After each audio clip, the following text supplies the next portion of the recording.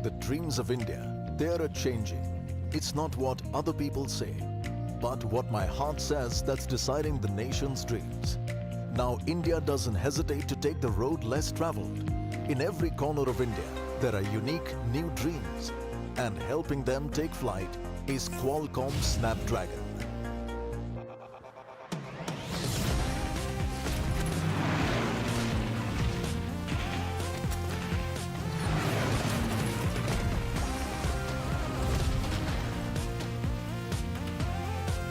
Unleash your dreams. Unleash the best smartphone experiences with Qualcomm Snapdragon.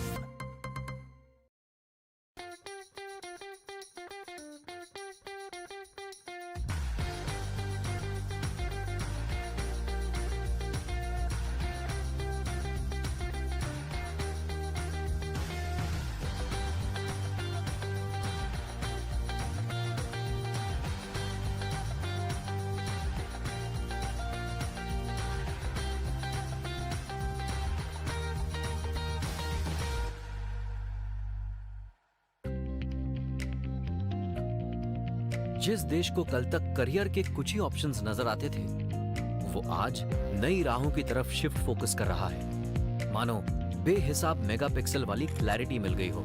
आज का India नई निगाहों से सब देख रहा है। तकदीर में वो विश्वास नहीं करता, तस्वीर अपनी लाइफ की वो खुद बनाता है। आज इंडिया अपने सपनों में रंग भर रहा है और ये मुमकिन कर रहा है क्वालकॉम स्नैपड्रैगन।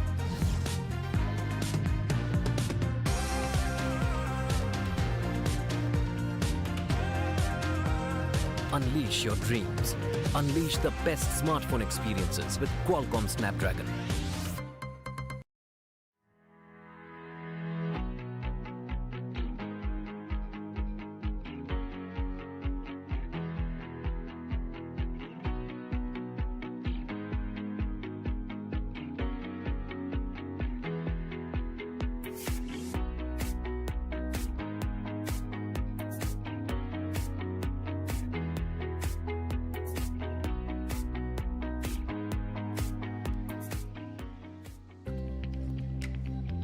इंडिया के सपने बदल रहे हैं। लोग क्या कहते हैं कि जगह, अब दिल क्या कहता है, सपने डिसाइड कर रहा है। अनजान राहों पर चलने में इंडिया अब नहीं हिचकिचा रहा है। इंडिया के कोने कोने में नए अनोखे सपने हैं और इनको उड़ान भरने में मदद कर रहा है Qualcomm Snapdragon.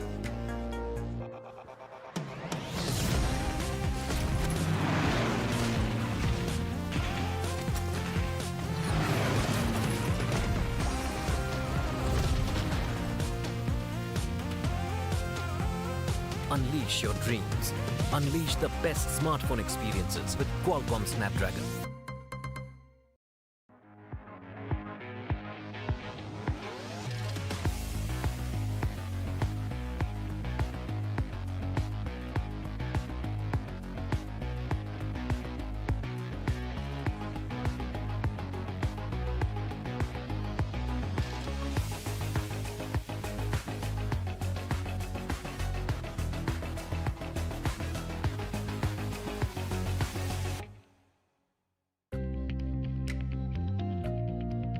A country that had few career options in sight till yesterday is shifting its focus towards newer avenues today, as if it's found a multiple megapixel-like clarity. Today's India is seeing everything with a new set of eyes. No longer believing in fate or destiny, it's etching the course of its life by itself. Today's India is adding color to its dream. And all of this is being made possible by Qualcomm Snapdragon.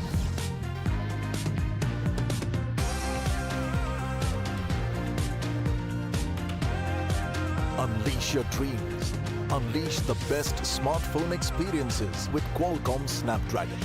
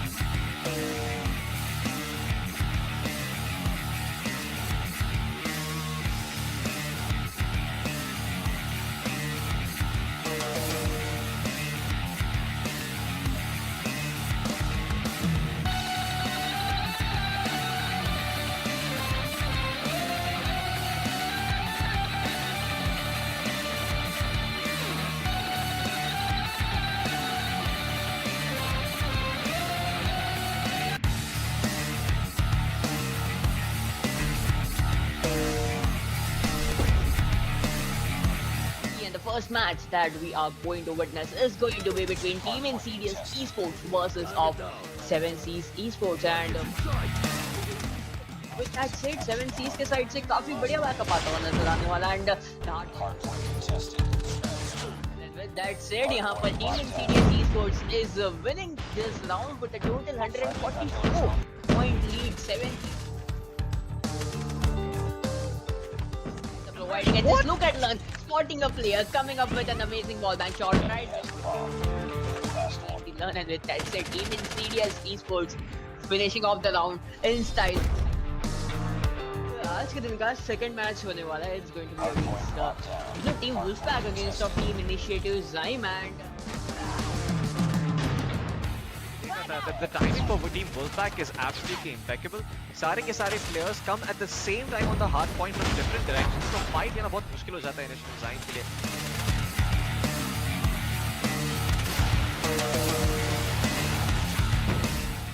Wolfpack getting the win, and the back Team Initiative Zyme ने block किया है. कोशिश पूरी की पूरी करी, but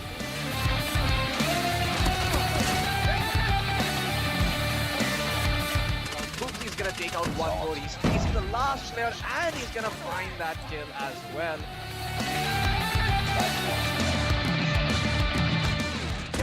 Bhagwan is also gonna find the third, doing it big time for his team. Team Wolfpack taking that round as well as this best of 3, 2-0. हमारे तीसरे best of 3 पे आ चुके हैं. It's gonna be between Fenrir United Revolution versus Team Vitality. as well Team Vitality getting the round in the bag. But I have to say, man, Moon, क्या beautiful shots मारे उन्होंने starting में वो 2 round निकालने के लिए.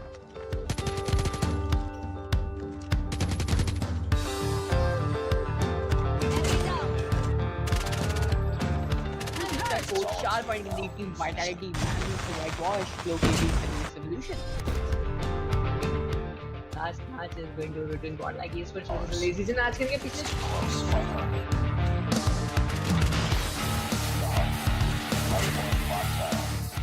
Lazy Gen, but just look at Mino using that operator skill right there, getting some double kills. He is going to convert it to triple, and a quarter coming up from his side. Yeah, Godlike, just a brilliant performance by them, absolutely crushing the side of Lazy Gen. Securing 2 kills in a row, like. Oh my god, Lazy Gen. ऐसा लग रहा है वो pick off हो ही जा रहे हैं map पे. They're trying to get picks of their own. Godlike Esports, without dropping a single round, win search and destroy on firing range. Insane performance by them.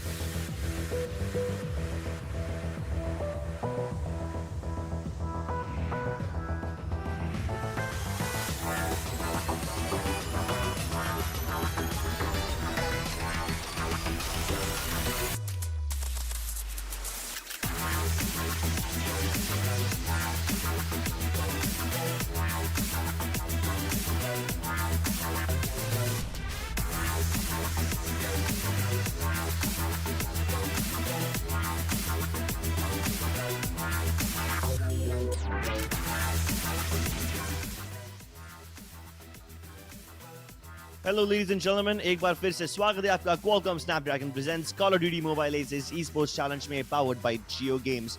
मेरा नाम है क्रिप्स, मेरे साथ है फ्लोकी और हम इस बार एक बार फिर से बहुत ही अमेजिंग मैचेस देखने वाले हैं। आज की हमारी पहली मैच होने वाली है between Hexagon Esports versus Icarus। और अगर आप इन दोनों टीम्स को नहीं जानते तो ध्यान से जान लीजिएगा, क्योंकि Icarus पहले भी ये टूर्नामेंट में खेल चुकी है। Hexagon Esports भी ये टूर्नामेंट में थोड़ा स्ट्रगल कर रहे थे। आज की जो मैच है वो लोअर ब्रैकेट वाली मैच है, यानी कि अगर आज ये टीम्स हारे तो वो शायद बहुत बहुत बहुत ज्यादा खतरे में होने वाले हैं। As always, we will start with hard point on summit. We'll go to search and destroy and firing range, and if we need a third map, वो रहेगा domination and standoff.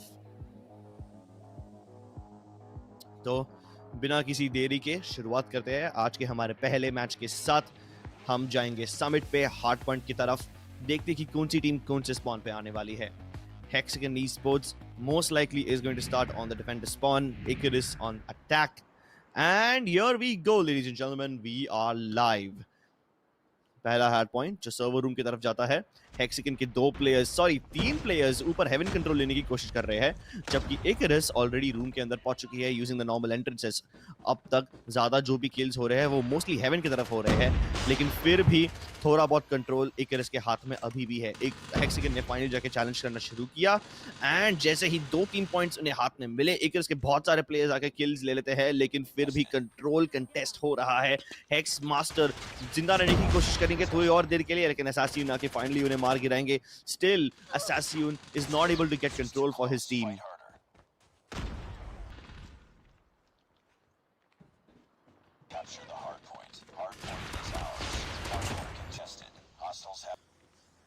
Finally, things have been tied up between Icarus and Hexagon Esports.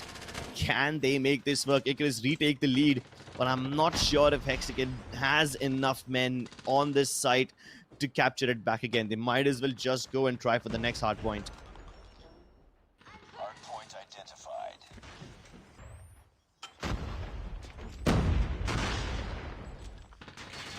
Hard point locked down.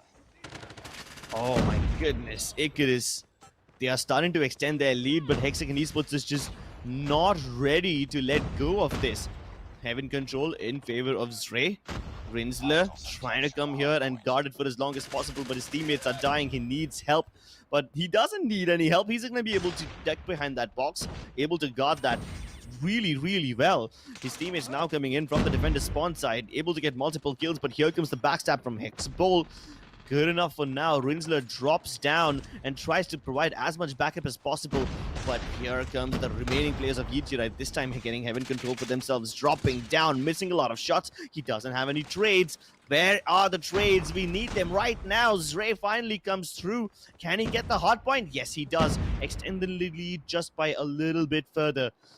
Icarus will be able to get to at least the 50-point mark by the end of this hard point, but Hexagon have already started to take control of the 4th hard point. Now, this could be a little difficult. They've got the Sparrows online as well. This means that if Hexagon is able to stay here, these guys will not let Icarus come through, but they're not even here. Finally, Yichirite putting his Sparrow to use. That's definitely going to discourage anyone else from coming over here, and Icarus able to extend their lead even further. Hexagon Esports, they tried really, really hard, but most of the players aren't even able to get close to the site. The flashes and the nades go through, but that sentry gun will be destroyed, which will make things a little harder for Icarus. And here comes the first assault. Hexagon players pouring in. Rinsler and Vellum getting a kill each, but Deadeye comes right back to deny them the ground control. Finally, Rinsler will be able to get the better of him, but Icarus still have control of the site. Astro holding on to it along with Yichirite is doing such a great job, and Zray just extending that lead even further, about to touch the 100-point mark. Hexagon have no choice but to give up this hard point and go for the next. Oh man, even the FHJs aren't really helping them out. the sentry gun, it's gonna make things a little difficult for Icarus, and it better do, because if they don't, then Hexagon will lose out on this match. They already have a massive deficit to cover. They're trying their hardest to make sure that they are able to close the gaps, but Icarus players are starting to come in here one by one. The gravity spikes go through, and most of the kills will come again, but Colonel and Master finally able to retake the site on time. Every time someone dies from Hexagon, the other players take his place. They might as well just rename themselves to Hydra, because if you cut off a head, 2 more will glow in its place. Icarus trying to flank as well, but I'm not sure if they'll be successful. They've got 2 players finally getting inside, but Uterite got deleted right there as soon as he walked in. Hex having a really strong hold over this hard point, and they might just be able to catch up with Icarus if they continue holding on to it. Should be able to find at least 75 points by the end of this hard point. Icarus, though, already prepared for the next one. Oh no, Icarus, they are prepared, and even though Hex Master tried to come in with Hex Bull helping him out as well, they were not able to get those frags. Finally, Venom with the double kill makes things happen. Okay, even the Sparrows are going to be committed right now, with Master trying to hold on to this for as long as possible, but Zray backstabs him. That's an important score streak dealt with. Only 1 kill came through with the Sparrow, so Icarus did not let Hexagon capture the points deficit too much. They're still holding on to it. Deadeye still has a Sparrow of his own online. Will he use it? Probably not right now. But the gravity spikes! A double kill by Colonel. This might just change the whole tide. Bull ends up killing himself, but that's alright, because Venom and Rinsler are here. And Rinsler is even using the equalizer. They have so much control over this hard point right now, but they better make this one happen quick. They're trying to go for the retake. Deadeye pulls out his Sparrow again. He's been saving it for a long time. And finally, after he knows that Hexagon have used up their equalizers and Sparrows, he's going to pull one out of his own so that nobody else can deny his Sparrow by using a score streak of their own. Really well-timed utility. Icarus with the back, on the back of this well-timed utility, they might just be able to win this game, only 10 points away from victory. Colonel is trying his level best to hold on, but he gets double peaked. Zray is able to pick up 2 kills at the same time, with Uterite coming in from behind. Icarus seems to have this in the bag. Only 2 kills come through for Hexagon once again, but maybe Master's arrival will change things, and Rinsler with a double of his own. Both the players getting double kills and stepping up for their team. They needed to come through, and it is so close. They're trying their best to stop Icarus from winning, but they're only 3 points away. And no, the gravity spikes will kill every member of Hexagon on the site. Icarus need help right now. Can they get it? 2 more kills come through, but Hexagon still holding on. And here comes the Sparrow from Venom. No, this might just change things up. The entire wave of Icarus has been sent back. Only 10 seconds left, but oh no. He left the bomb site for just a little bit, for like 2 seconds. And he did it only so that he could follow up on the trade. But that allowed one of the players of Icarus to just put 1 foot inside, and get those 2 remaining points to secure the game. What a great game by Icarus, but I must say, even Hexagon have put up a very good fight. बहुत ही अच्छी तरह से लड़ाई की ये दोनों की दोनों टीम्स ने. Hexagon ने बहुत मेहनत करके Icarus के वेव्स को पीछे भेजा. थोड़ी देर के लिए कंट्रोल लिया भी था अपने हार्ड पॉइंट का, लेकिन Icarus के जब प्लेयर्स ने एंड में वो स्पैरो निकाला, वो बहुत ही ज्यादा खतरनाक था. लकीली वो Icarus का जो प्लेयर जो hard, I think it was यूटिराइट, जो अपना स्पैरो बचा के रखे थे एंड की तरफ, तो वो निकाल के उनने सर्वर रूम वाले हार्ड पॉइंट पे बहुत ही अच्छे से कब्जा जमाया. बट देन उसके बाद मास्टर ने जब वापस से अपना ये निकाला, अपना स्पैरो निकाला, he was able to kill the entire wave of Icarus. what a crazy game. इसी के साथ साथ हम वापस आएंगे हमारे अगले गेम के साथ, after search and destroy. थोड़ी देर बाद, let's see what happens. We'll be back after just a bit.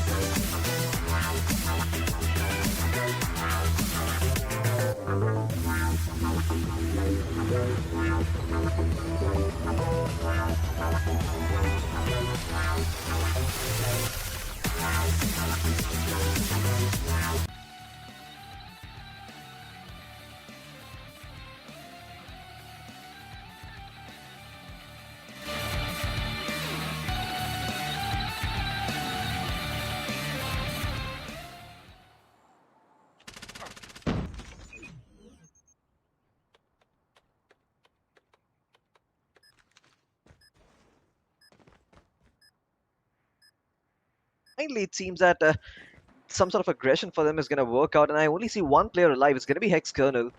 Enemy contact. Ahead of him. He's going to have to clear all these angles. Go up first, clear out that player, and Assassin is just No. waiting for him. There you go. And it drops down as well. Lost that round. What a Yeah, death amazing. sentence. Ready up. Absolutely. Finally, you can hear me, Chris. Everything is sorted out on my end. Yes. Apologies for the technical issues, but we are back Yes. with the game. Oh man, we missed out quite a lot apparently. Hexagon and Icarus, both of them at 2-2 each, which means this is gonna be the last round of the first half. Alright, we'll try to make up for what we missed out on. We have Hexagon on the defense. Master trying to peek out mid. Probably will not spot anyone because even the players in the wooden building are not peeking in this direction just yet. But the attackers are starting to creep up on A, and the bomb is also over there, so they better be prepared. There is a sniper in the armory, so they got to be careful about that. But other than that, I don't Yep. really seem that the setup of Hexagon is gonna, deter Icarus from doing whatever they want. They're taking it nice and slow.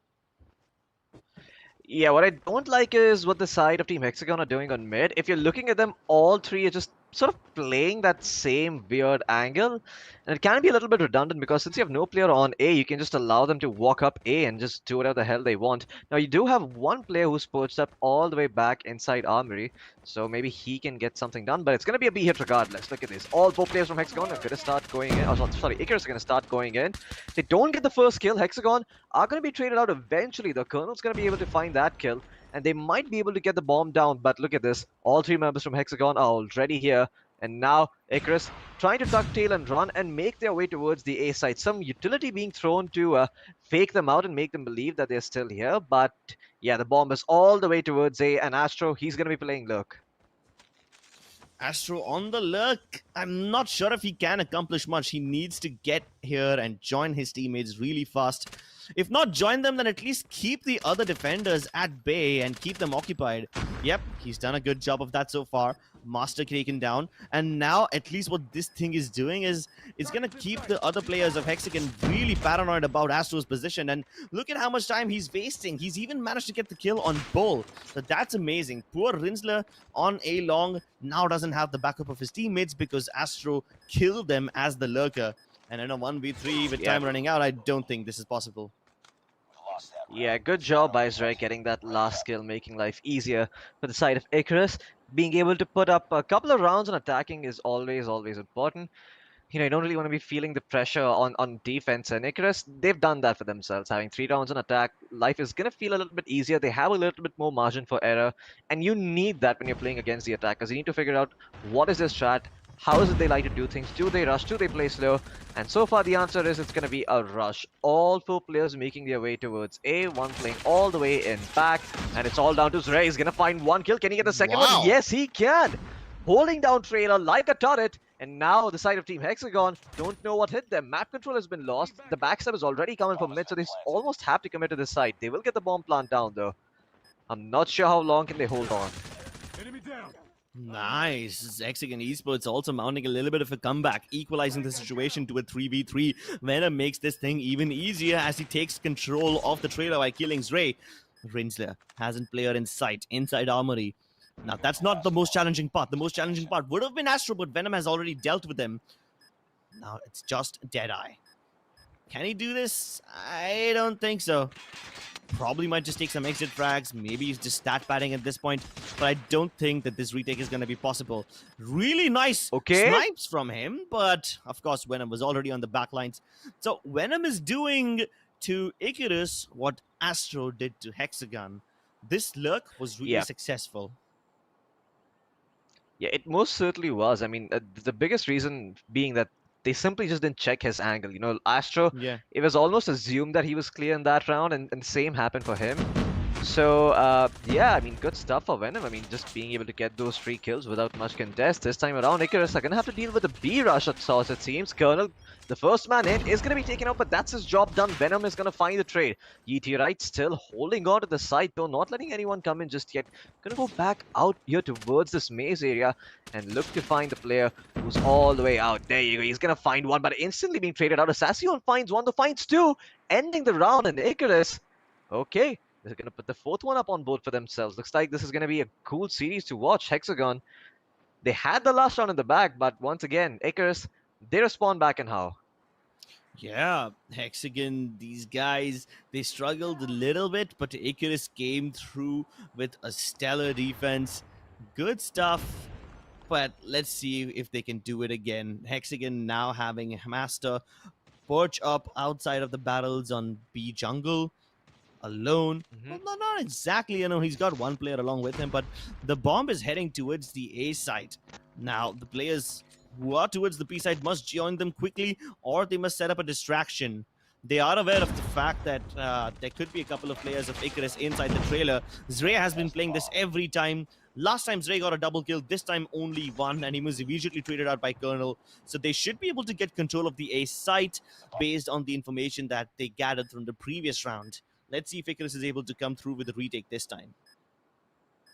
Yeah, the trophy systems are going to go down. That's going to prevent any grenades from coming in and forcing them out of position. But oh my god, Bull actually finding 2 on the flank is absolutely huge. Going to make things extremely easier for the side of Team Hexagon. And you can look at that. The both players have already regrouped. But Assassin somehow is able to find the 3rd.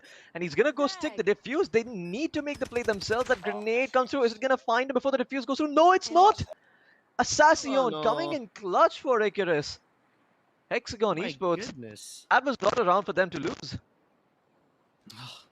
I swear, I thought he would never be able to pull it off, but he just ducked underneath cover, moved a little, and he just stuck the defuse. It was highly unlikely that he would have been able to pull it off, but even Hexagon thought that Icarus will try to fight him first instead of just straight up sticking the defuse, and it takes nerves of steel to pull off something like that. Great job by Icarus, now sitting at match point. And Hexagon Esports have got to be in a lot of trouble. They've already lost a player. He got picked off. And Icarus seemed to be on the highway to victory. Nothing to stop them. Can Hexagon put up a little speed bump? Apparently not, because Deadeye just sniped off Bull. And this happened towards mid. God. Now they will be very discouraged from going anywhere. They already know there's a sniper present towards A. They already know there's a sniper present towards mid. Can they actually make this B hit work if they commit to it? It's not like they have an option. They're going to have to go for it nonetheless.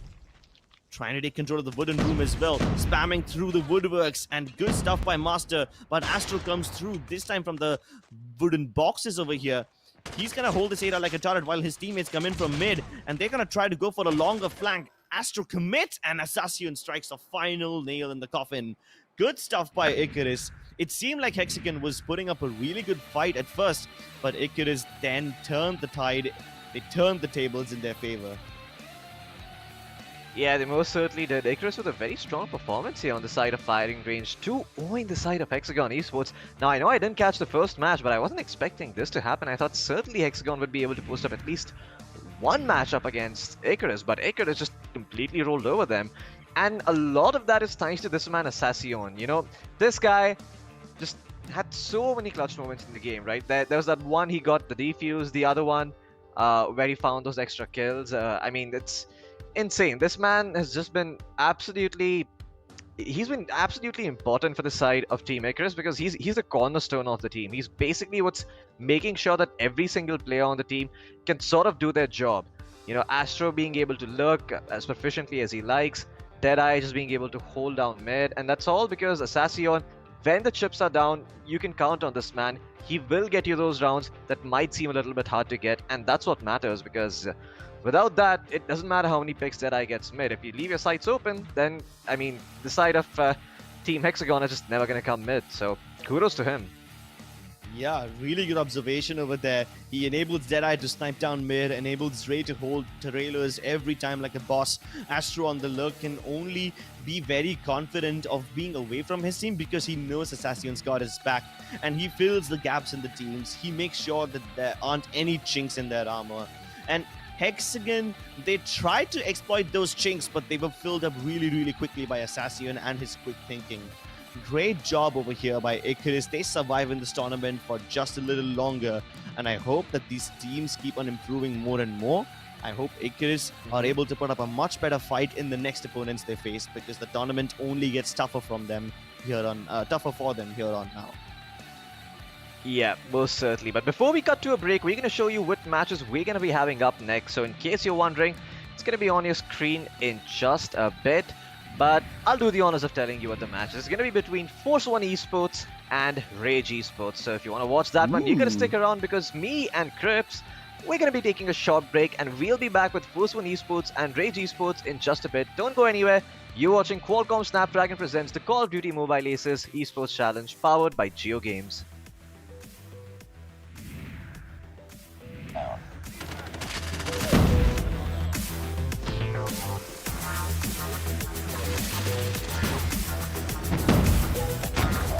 Hostiles have destroyed the Snapdragon. Advised.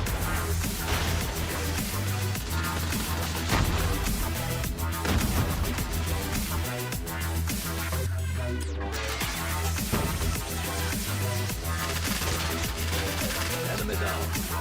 Lost. Friendly on the down. Hardpoint locked down. Point locked down. Hardpoint contested.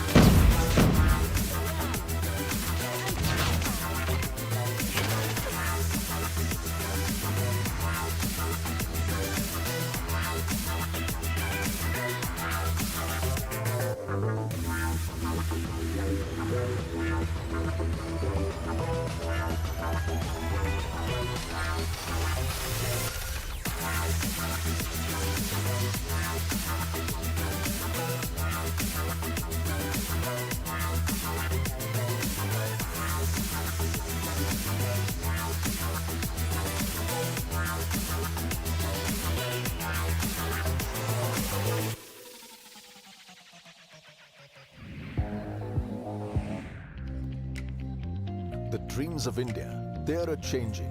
It's not what other people say, but what my heart says that's deciding the nation's dreams. Now India doesn't hesitate to take the road less traveled. In every corner of India, there are unique new dreams, and helping them take flight is Qualcomm Snapdragon.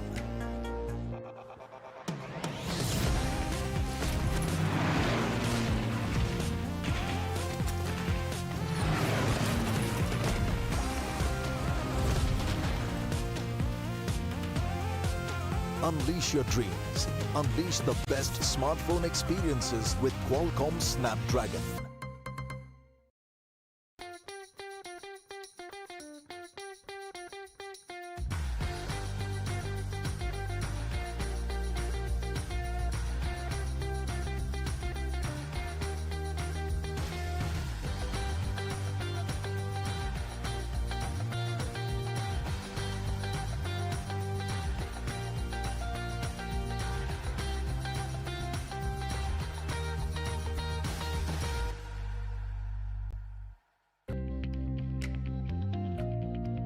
जिस देश को कल तक career के कुछ ही options नजर आते थे, वो आज नई राहों की तरफ शिफ्ट फोकस कर रहा है। मानो बेहिसाब मेगापिक्सल वाली क्लैरिटी मिल गई हो।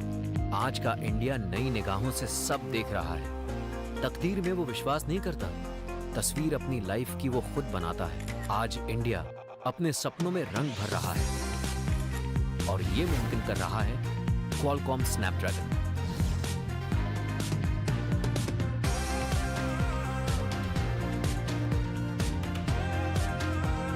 Unleash your dreams. Unleash the best smartphone experiences with Qualcomm Snapdragon.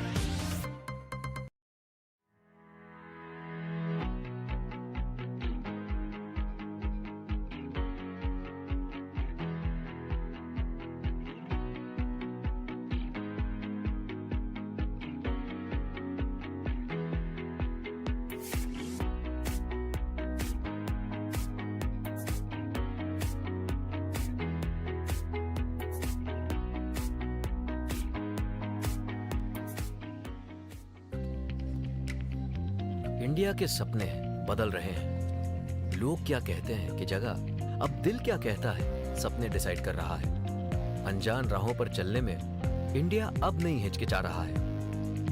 India के कोने कोने में नए अनोखे सपने हैं और इनको उड़ान भरने में मदद कर रहा है Qualcomm Snapdragon.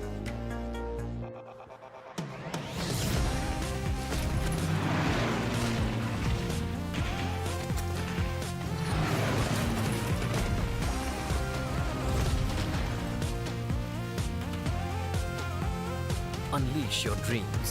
Unleash the best smartphone experiences with Qualcomm Snapdragon.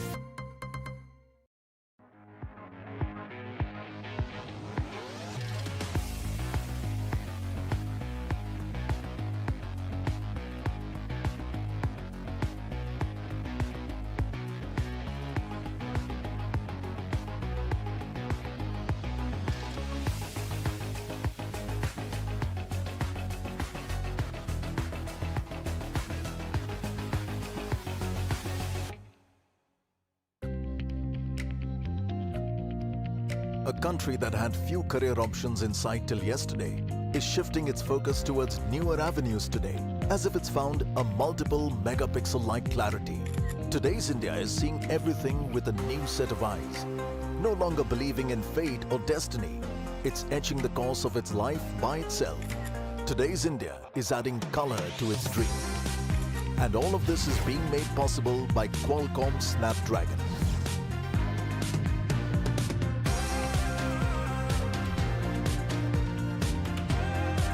Unleash your dreams. Unleash the best smartphone experiences with Qualcomm Snapdragon.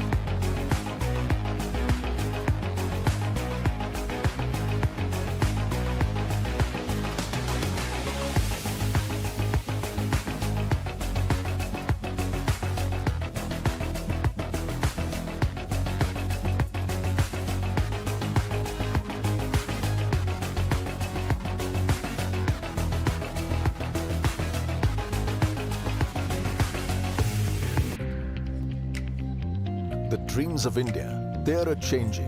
It's not what other people say, but what my heart says that's deciding the nation's dreams. Now India doesn't hesitate to take the road less traveled. In every corner of India, there are unique new dreams, and helping them take flight is Qualcomm Snapdragon.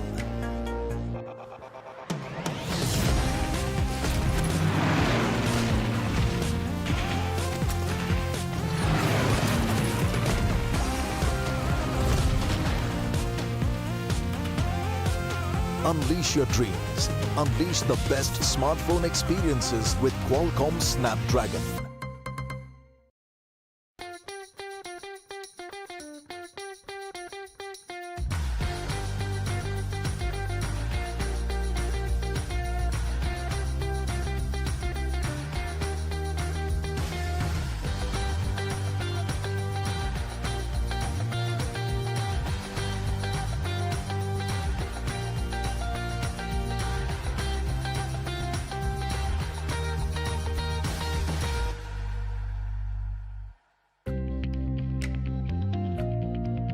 जिस देश को कल तक career के कुछ ही options नजर आते थे, वो आज नई राहों की तरफ शिफ्ट फोकस कर रहा है। मानो बेहिसाब मेगापिक्सल वाली क्लैरिटी मिल गई हो। आज का इंडिया नई निगाहों से सब देख रहा है। तकदीर में वो विश्वास नहीं करता, तस्वीर अपनी लाइफ की वो खुद बनाता है। आज इंडिया अपने सपनों में रंग भर रहा है और ये मुमकिन कर रहा है क्वालकॉम स्नैपड्रैगन।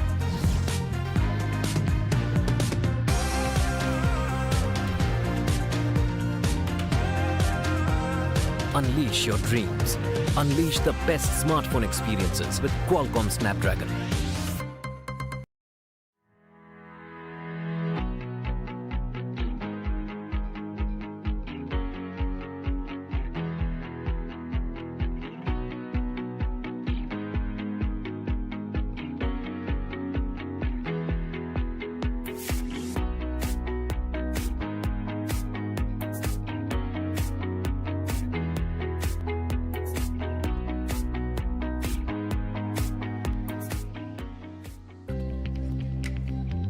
इंडिया के सपने बदल रहे हैं। लोग क्या कहते हैं कि जगह, अब दिल क्या कहता है, सपने डिसाइड कर रहा है। अनजान राहों पर चलने में इंडिया अब नहीं हिचकिचा रहा है। इंडिया के कोने कोने में नए अनोखे सपने हैं और इनको उड़ान भरने में मदद कर रहा है Qualcomm Snapdragon.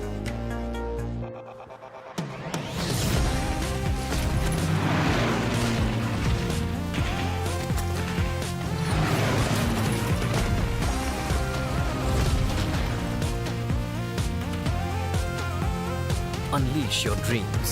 Unleash the best smartphone experiences with Qualcomm Snapdragon.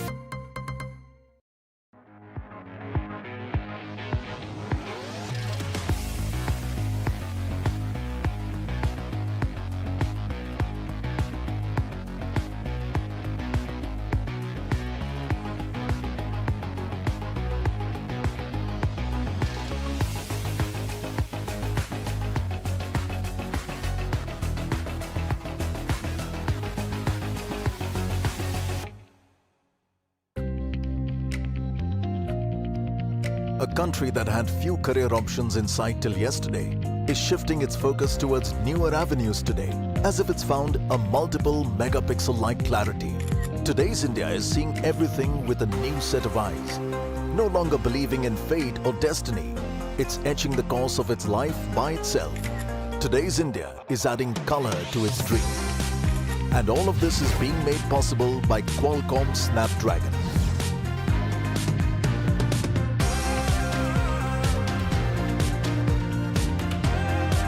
Unleash your dreams. Unleash the best smartphone experiences with Qualcomm Snapdragon.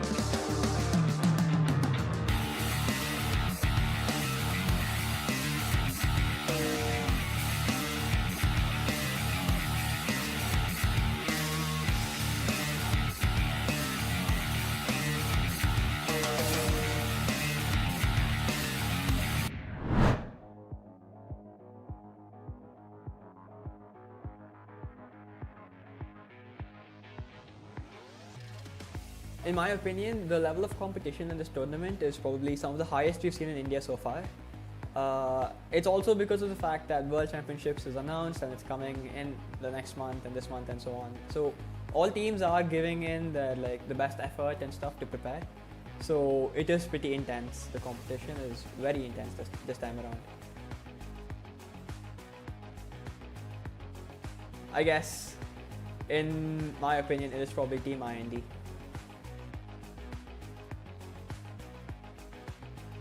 I'd say Team IND and Vitality, I guess.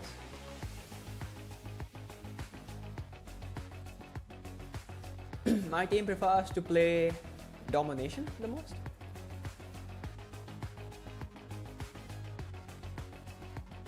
I'd say Team IND Vegas and Vitality Sams. He's been performing really well nowadays.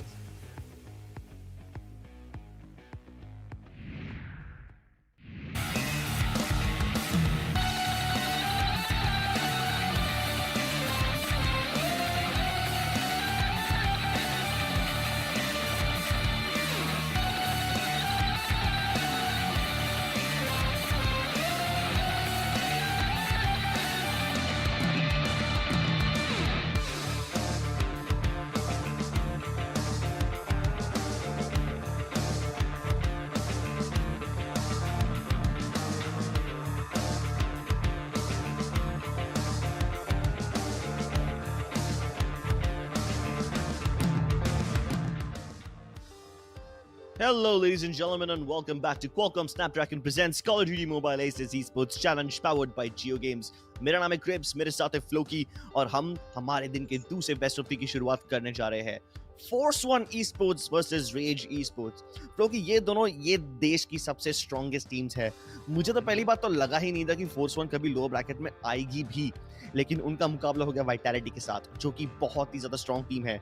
लेकिन इसका मतलब ये नहीं कि Force One week है. ये भी one of India strongest teams है फ्लोकी, लेकिन अगर वो आज यहाँ पे हार गए तो ये बहुत ही बड़ा अपसेट होगा. Most certainly. I mean, I think ये सब लोग जो भी viewers हैं हमारे सब Force One को यहाँ पे win करना expect करते हैं, लेकिन देखते हैं कि Force One are actually going to be able to do so, क्योंकि Rage Esports, while yes they are a team that is a little bit low key, सब लोग ने इन लोग के बारे में सुना नहीं है फिलहाल. These guys certainly do pack a punch. They can try and upset the side of Force One on one of these maps. I feel अगर उन्होंने Summit अच्छे से थोड़ा prepare किया है, then they have a very good chance of taking out Force One. But it all comes down to how you play those hard points. You know, if you go for if all 5 of your men just decide to get on the hard point itself, of course it's not going to work out. But you spread out, try to take some map control, try to play for trades, try to get that man advantage. Maybe then you can make something happen. Well, Rage, they're going to go straight on the hard point here, Chris. They're not really opting to get a lot of control elsewhere, and Force One instantly punished them. Abyss finding 2. Enhance is going to find CXR in return, but yeah, the hard point still being contested. Only 7 points for Rage Esports so far, and they've committed a lot to get this. And now, the side of Force One are going to take it back. Force One did get the early picks on the back of those flashbangs, but Rage Esports still had a little bit of points in the bag as they got control of the hardpoint itself a lot faster. Force One Esports prioritized heaven control. It got them a couple of kills, and now finally it just got them the hardpoint control. But no, their players are extending out of the hardpoint, trying to pick up more kills. That just... I don't know. If this keeps on happening, I don't really see this thing going in the favor of Force One, because Rage are going to be successful in backstabbing them from under heaven. This could be interesting though, but Elf staying strong on those stairs might just make things possible for Force One, as they are now starting to catch up with Rage again. Yeah, I mean, with only 1 second remaining on the clock, Force One will be able to squeeze out 2 more points to edge out Rage Esports, but still, the side of Force One are already on the next hard point until Radon comes and puts a bullet in the chest of Abyss, taking him out. And now, the next hard point also going in under control of Rage Esports. Rage is surprisingly doing quite well against Force One Esports, at least early on. Let's hope they can keep this momentum going and prevent the side of Force One from gathering all their allies and having control of this hard point. And there you go. There's what you need, the hunting party of Force One Esports, just doing his job as always, going out there looking for these kills. Bones clearing out these upper staircase angles, spots out 3 players, does a lot of damage and backs off. So it's a lot of crucial information being relayed over to his team. And look at that, Bones is finally going to be taken out, but I do think there's going to be a trade that's coming through until Shantan pulls it back, and now it's Abyss finding one, finding two. Ignite still on the hard point, has so Wow. many score streaks available and his operator kill streaks available, so we'll see if he decides to use them or not. But yeah, Force One Esports, the second hard point has certainly been locked down by them, and I don't think Rage Esports are going to get a chance to contest this one. Yeah, they might as well just start preparing for the next one now. Rage Esports have 2 players positioned over here, but will they be able to get there in time? Nope, Critters on the site first. They're trying to clear out the defense spawn area so that they don't get backstabbed, but Force One Esports do not let them come any closer. As soon as they enter, Abyss and Bones make this thing go to work. Even the Predator missiles come through. Abyss activates the Annihilator. They should be able to take care of anyone who's trying to approach them from spawn. 2 very quick kills, and he's going on a rampage right now. These guys have got the site in control. They are not gonna let anyone enter. Finally, someone puts Abyss's kill streak to an end, but Bone steps up when in his place. It's just an unending plethora of kills, and Force One are just dominating this one right now. On the verge of reaching triple digits. Yeah, most certainly. Abyss, I saw his score streaks and I was like, this man is so confident. He had a cluster strike, a Goliath, and a Predator missile as his score streaks. That to get at least the Predator missile, you need to have 4 kills. I mean, with the hardline ability. So it's absolutely insane to me that the man has confidence knowing that, yes, I'm going to survive for a Predator, a Goliath, and a cluster strike on top of that. So Exactly. kudos to him for, choosing those abilities and finding all of them. But Rage have done a good job of recovering to an extent. The question is, can they have some impact on the next one? The answer is going to be no, because look at those kills coming in from Abyss. Again, with the Predator missile, and there you go. The Annihilator doing work for Bones. Nick as well has one in his hand, so Rage Esports will find control of this hard point, but I'm not sure for how long, Trips. Both the players of Rage and Force One pulling out their Annihilators. Which one of them is gonna take kills with the big gun? Force One Ignite using the gravity spikes, but doesn't really connect onto anyone. Radon gets the better of them both. Luckily, Critter is here to pick up the trades, but the Goliath is now online. Abyss sitting inside this armored beast. He's also underneath the roof, so Rage Esports can't use their Predator missiles to get the kill onto Abyss, but they can use the FHJs. Finally, they will get rid of the Goliath. It didn't pay off a lot of dividends, but at least Force One got a couple more points in the bag. They finally reached the 115-point mark. Maybe Rage Esports need to step up now, because Force One are about to make this a double difference of points. Yeah, most certainly. I mean, they're about to reach the 120 mark, doubling the points of Rage Esports. And if they continue maintaining control and getting kills like Abyss did, but then, man, this is going to be a walk in the park for them. Cluster Strike at the ready for him. He still hasn't used that ability, by the way. So if this game does extend to the next hard point towards the balcony area, he will be able to use that to full effect and get control of that area. But it doesn't seem like it's going to go there, because Force One are doing quite a good job of locking down this area. The server room under their control, but CXR tier, he's going to come in with the Annihilator, start doing some work. The question is, how many players can he find with it? He's gonna find a second one with the Annihilator, doing so much work, and there you go. There's what Force One needed to see. 140 points for them on board until one player from the side of Rage Esports comes through, but he's not able to do much. He's only good for 1 and gets taken out. He wasn't even good for 1 actually. And there you go. Those are all the Predator missiles and score streaks being used. 149 points, make that 150. Force One are gonna find this map. And Rage Esports, they put up a fight, but at the end of the day, the momentum slowly but surely shifted in favor of Force One. And you can see how confidently Force One were playing too. They had so many score streaks available, but they didn't use them as soon as they were. They were probably saving it for special moments. And then at one point they felt like, okay, we have too many score streaks spent up. Let's just use at least a few of them so that we have an equal distribution of power all throughout the game. They still had plenty to spare, but they never needed to use them. Force One Esports getting the win in hard points without too many difficulties, but it's not like Rage Esports just bent over. No, they also put up a good fight. In the kill department, obviously Force One lead the game, but we saw how Rage was contesting them in the start of the game, and somewhere down the line they started to slip because Force One got way too much momentum. If Rage Esports can make sure that they cut this momentum in half in the next game of Search and Destroy, then maybe they have a chance of stopping Force One in their tracks. Yeah, but it's going to be a survival game for the side of Rage Esports, because if they lose this, then they're going to be out, and you really don't want to be in that position. Well, you know what they say about a cornered dog. You know, it's most ferocious when it's cornered. So maybe that's what the Rage Esports needed. Maybe they need to be one game down for them to truly awaken the beast within and try and make a dent in the side of Force One Esports. Search and Destroy, you know, like you've mentioned, it's a lot more tactical map. It's a map that requires you to think, and it's a map that requires you to come up with strategies and tactics and solutions to problems that can or cannot even exist. You know, sometimes you're gonna try to solve problems that aren't even there. Many a times there are players who try to take mid control, but just aren't able to do so because the defenders have concentrated their entire forces towards mid. So it's all about finding those unique solutions in such situations and trying to make it work because yeah, there are no respawns available on this one, so you don't get any second chances.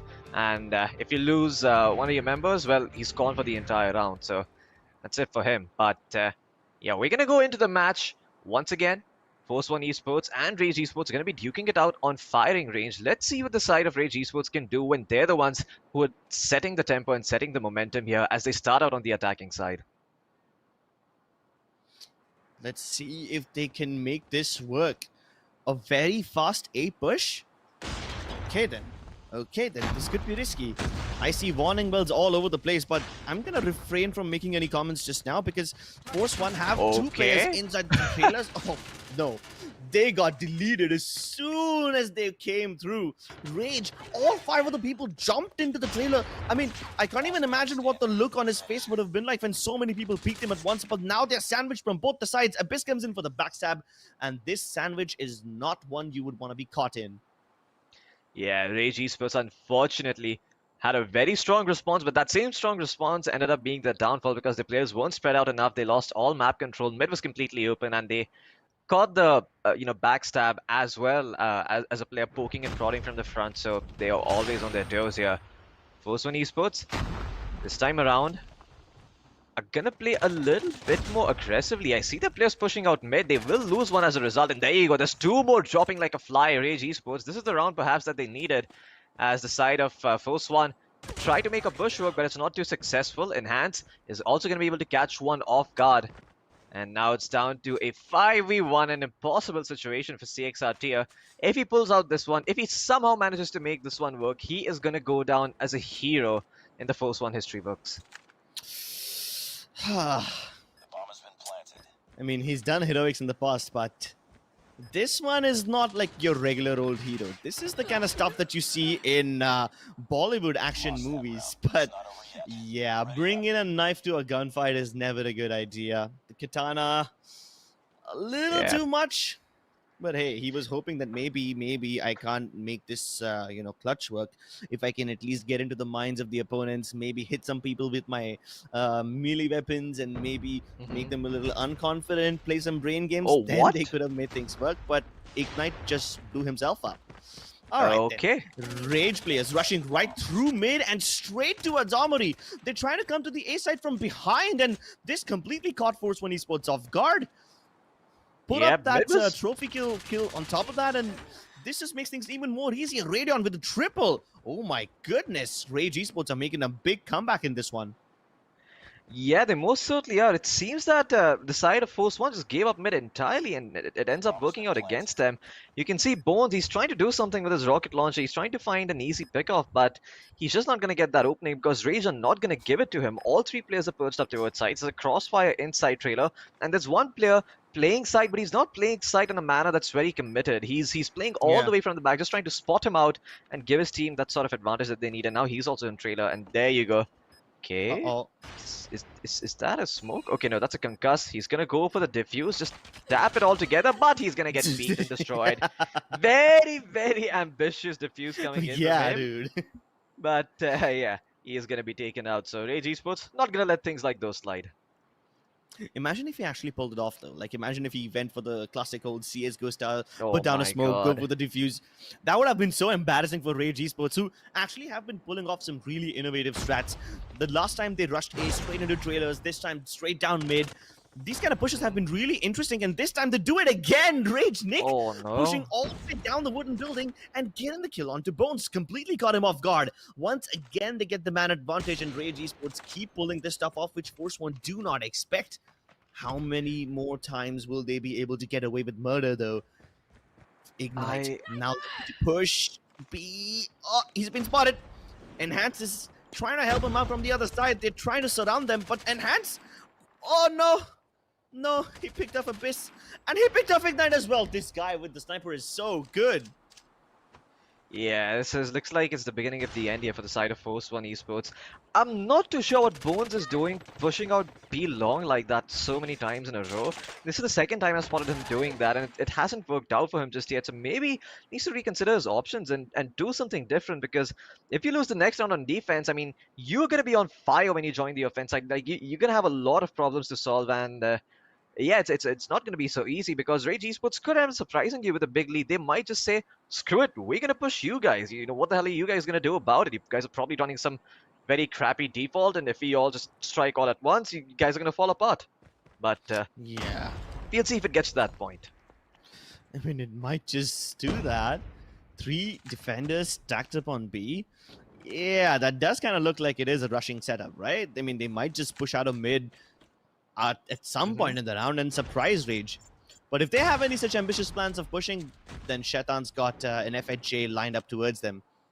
Still, Rage Esports not going for any of those ballsy pushes this time. They've taken it nice and slow, slowly starting to creep up the wooden building. But take a look at one of the players of Force One who's directly underneath the That's wooden Bones building. again.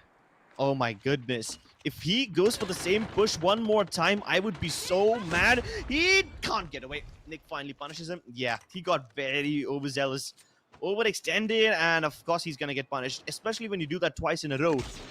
Abyss. Okay. What? What? I call bullshit on that shot. What even was that? He just preemptively fired and Nick just ate a bullet through the wood? Unbelievable. Yeah, and Abyss, he doesn't believe that he has a sniper in his hands. This thing is a shotgun, it's an assault rifle, it's whatever the hell he wants it to be, getting that final kill. My goodness, Abyss. Somehow pulling that round back despite what happened early on.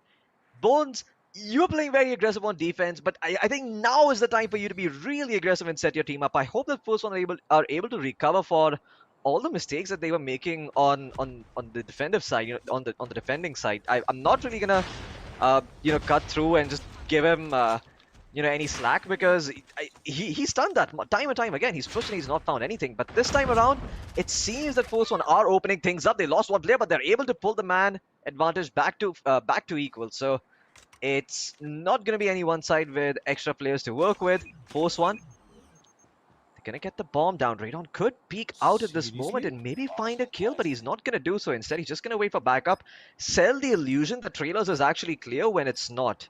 So he can get in a surprise peek here and there if he gets a setup from his teammates, but we'll see if that ends up happening.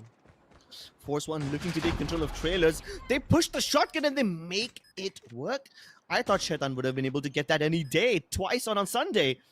But this time, they have bigger problems to deal with. A nade sailing straight into the mouth of that door. Doesn't connect though. But Ignite is able to deal with Nick. That's the only problematic player. And now that he's been dealt with, Legacy is an easy target. Force One Esports equalizing things once again. I was so worried, because eventually Force One were going to take trailers control after they went for the plant. I mean, it's like one of the most crucial post-plant positions, and the shotgun being over there would have been such a good weapon to fight with. But somehow they still make it work. The slide peek is just so good. Yeah. Are you serious? What? Okay, CXRT, he's just no longer playing Call of Duty, he's just playing with his katana. No, that's insane. That is absolutely insane. CXRT, he chops out 2 with his katana. I thought this game was called Call of Duty. Yeah, It's not called Ninja Gaiden or God of War. This is Call of Duty. Jesus. No, bro, it's called Fruit Ninja. It's called Human Ninja. I mean, Meat Ninja. Oh, if he gets that one, I'm going to be mad. Okay, no, he doesn't get that one. Nick puts him to sleep. So. Yeah, but Force One still have the advantage. I mean, all those kills that he got, it just set them up for success. And now it's a 3v1. That's the silliest round I've seen. I swear to God, dude, he pushed into Armory with a katana. Are you kidding me? Like, if he got that kill with the katana at, let's say, trailers, yeah? Have a player standing right at the edge of the door, you slide, jump in, kill him with the katana before he can react. Understandable. How the hell do you get to Armory all the way down there and still make it work? It's just... I have no words. It's insane. I mean, you just run out with your katana, go all samurai style on them, and yeah, you somehow end up winning the round. But Force One this time around overextending a bit, it seems. CXRT and Bones both being taken out. A 2v4 situation here for Force One. They need a miracle to pull this one through. You can see Radon trying to spam them through those little wooden planks, hoping to catch a player off guard or find a hit confirmation so that he can have some information as to where the enemies are, but he's not going to find any. The bomb somehow still planted. Not sure if that should have happened in this situation, but regardless, Rage Esports, they have the man advantage for this retake, and they should be able to see this through. No, but I don't like this crossfire. Force One already down to the last man. Elf, good for only one. He's playing ring around the roses with the enemies. He isolated Nick, and he might just be able to pull this off. 1v4. Sit down, son. This was stuff that should not have been possible. Force One had absolutely no business winning this round. What is even going on, Floki? I don't even understand this game anymore. Crit is running around with katanas. Elf is pulling off 1v4s. This is... Yeah. This is ridiculous. I mean, Elf just, coming up with miracles in that round, somehow having the information. What?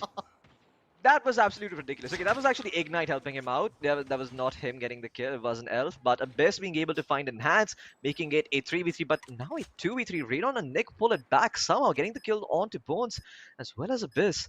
And now it's just Ignite and Elf remaining. Elf, this man has worked his magic just one round ago. If he can do it again, then yeah, I'm going to be very, very impressed. But Radon closing in from the other side. They're trying to maintain this crossfire inside trailer, which I like, but I'm not too sure if this is as impregnable as it looks, because other players are going to be able to close in. If they decide to assault trailer from all the openings at once, they might be able to do something. Radon's going to find Ignite. It's all down to Elf. He's fighting two players at once, and there's no way he wins that fight. Rage will be able to pull another round for themselves. Not saying die just yet, but they are fighting for survival.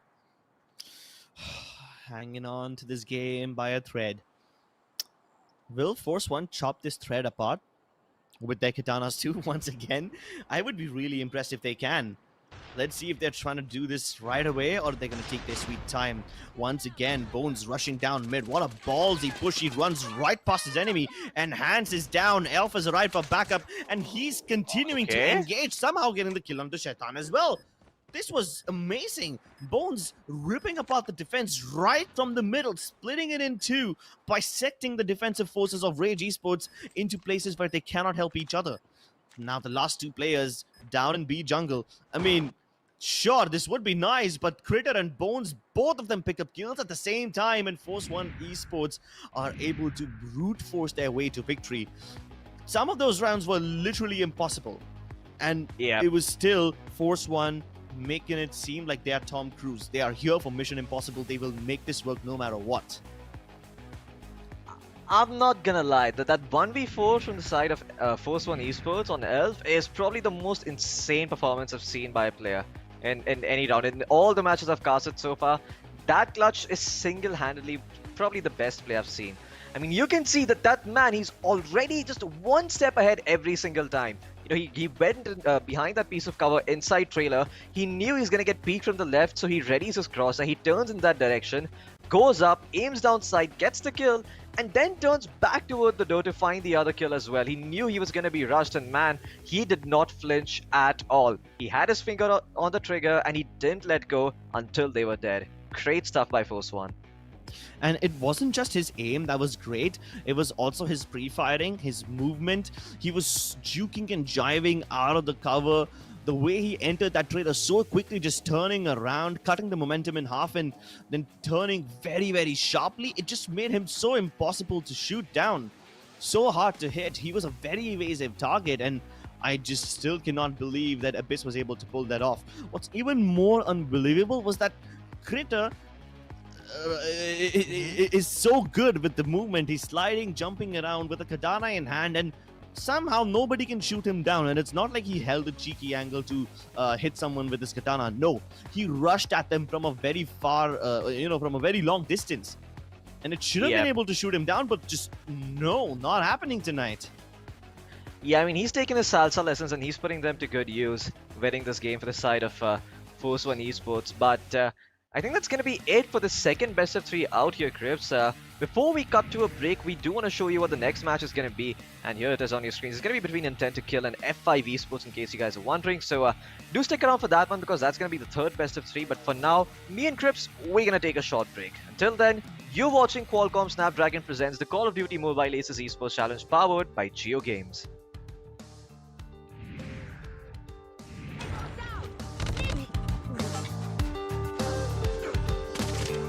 Hunter killer drone deployed. Hardpoint contested.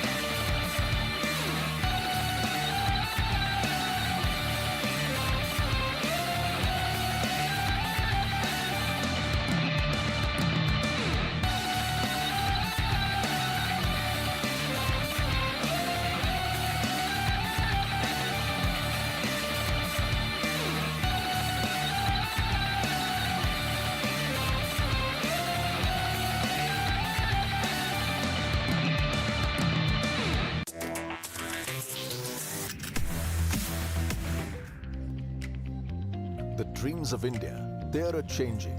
It's not what other people say, but what my heart says that's deciding the nation's dreams. Now India doesn't hesitate to take the road less traveled. In every corner of India, there are unique new dreams, and helping them take flight is Qualcomm Snapdragon.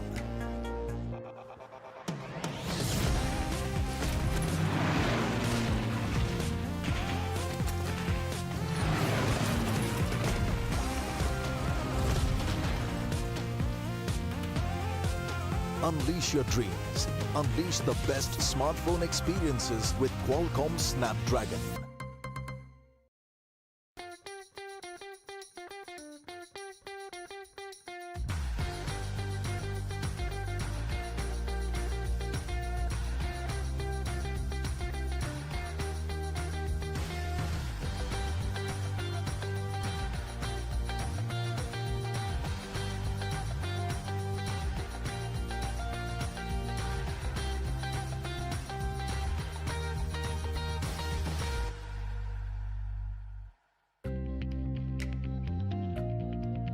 जिस देश को कल तक career के कुछ ही options नजर आते थे, वो आज नई राहों की तरफ शिफ्ट फोकस कर रहा है। मानो बेहिसाब मेगापिक्सल वाली क्लैरिटी मिल गई हो।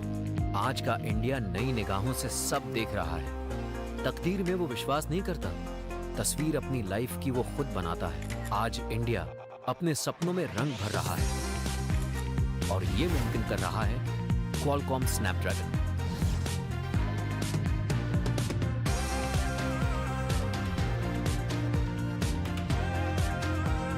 Unleash your dreams. Unleash the best smartphone experiences with Qualcomm Snapdragon.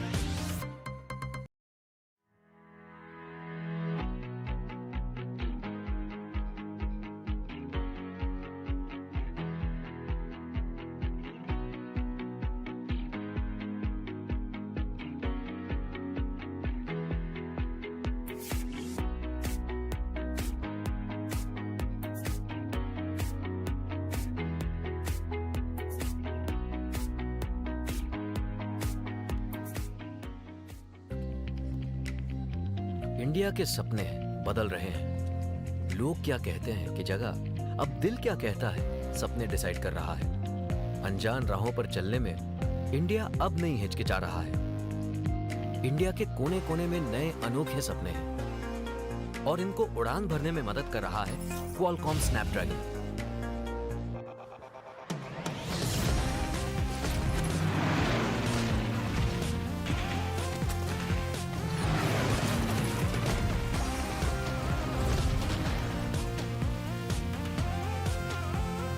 Unleash your dreams.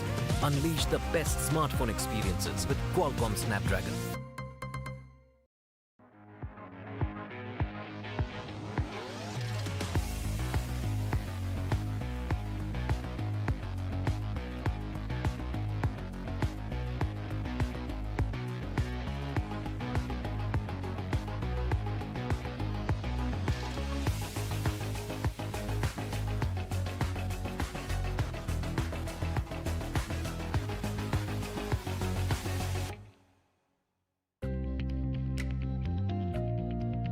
A country that had few career options in sight till yesterday is shifting its focus towards newer avenues today, as if it's found a multiple megapixel-like clarity. Today's India is seeing everything with a new set of eyes. No longer believing in fate or destiny, it's etching the course of its life by itself. Today's India is adding color to its dream. And all of this is being made possible by Qualcomm Snapdragon.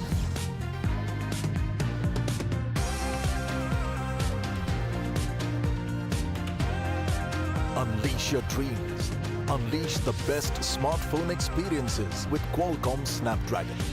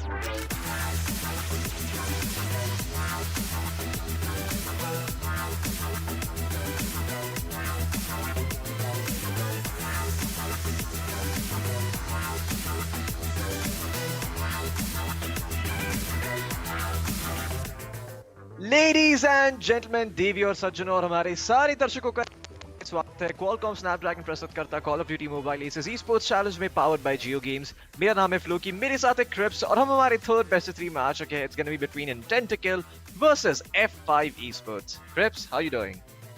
I'm doing really well, Floki. Thank you so much for the warm welcome. यार पिछले game में क्या ही हुआ, हमने पिछले game में देखा force one esports को पूरी तरह से तबाह करते हुए अपने ओपोनेंट्स रेज को ऐसे ऐसे क्लचेस, ऐसे ऐसे कटाना किल्स मैंने शायद ही कभी किसी टूर्नामेंट में देखे रहेंगे. लेकिन अब हमारे सामने होएगा Intent to Kill versus F5 esports. I am not sure अगर ये वाले मैचेस में भी ऐसे इनसेन प्लेस देखने मिलेंगे. अगर देखने मिले तो मैं तो बहुत ही खुश हूंगा और I am pretty sure that the other people who are watching this tournament will also be very very happy. These teams though, I don't think they will try to go for any of these fancy katana plays. I think they'll try to play it safe because यार ये lower bracket है, बहुत risky है. अगर आप यहाँ पे हार गए, आपका खेल यहीं पे खत्म. तो इसी के साथ साथ we will watch Intent to Kill versus F5 Esports. Both these teams fighting to survive in this tournament. We tied for the lead. Hostiles have the hard point. We've taken the lead. Hard point locked down. Okay, I hope you can hear me loud and clear now, Crips. I hope Nice, yes. it's okay. There we go. Anyway, F5 were the first one to get on the hard point, but it seems कि हर बार जो भी team पहले hard point पे control आती, they almost certainly always end up losing it, without a doubt. But F5 are actually fighting back. They've managed to secure the hardpoint control for now, and Intent to Kill are slowly but surely starting to creep in. It's all going to come down to the members playing balcony on the side of Team F5. And there you go. Intent to Kill, finding those kills, opening things up. They're taking out so many. Rooker and Hexy doing a ton of work, and the hardpoint has been given over to the side of Team Intent to Kill. And yeah, there you go. Despair's going to find it.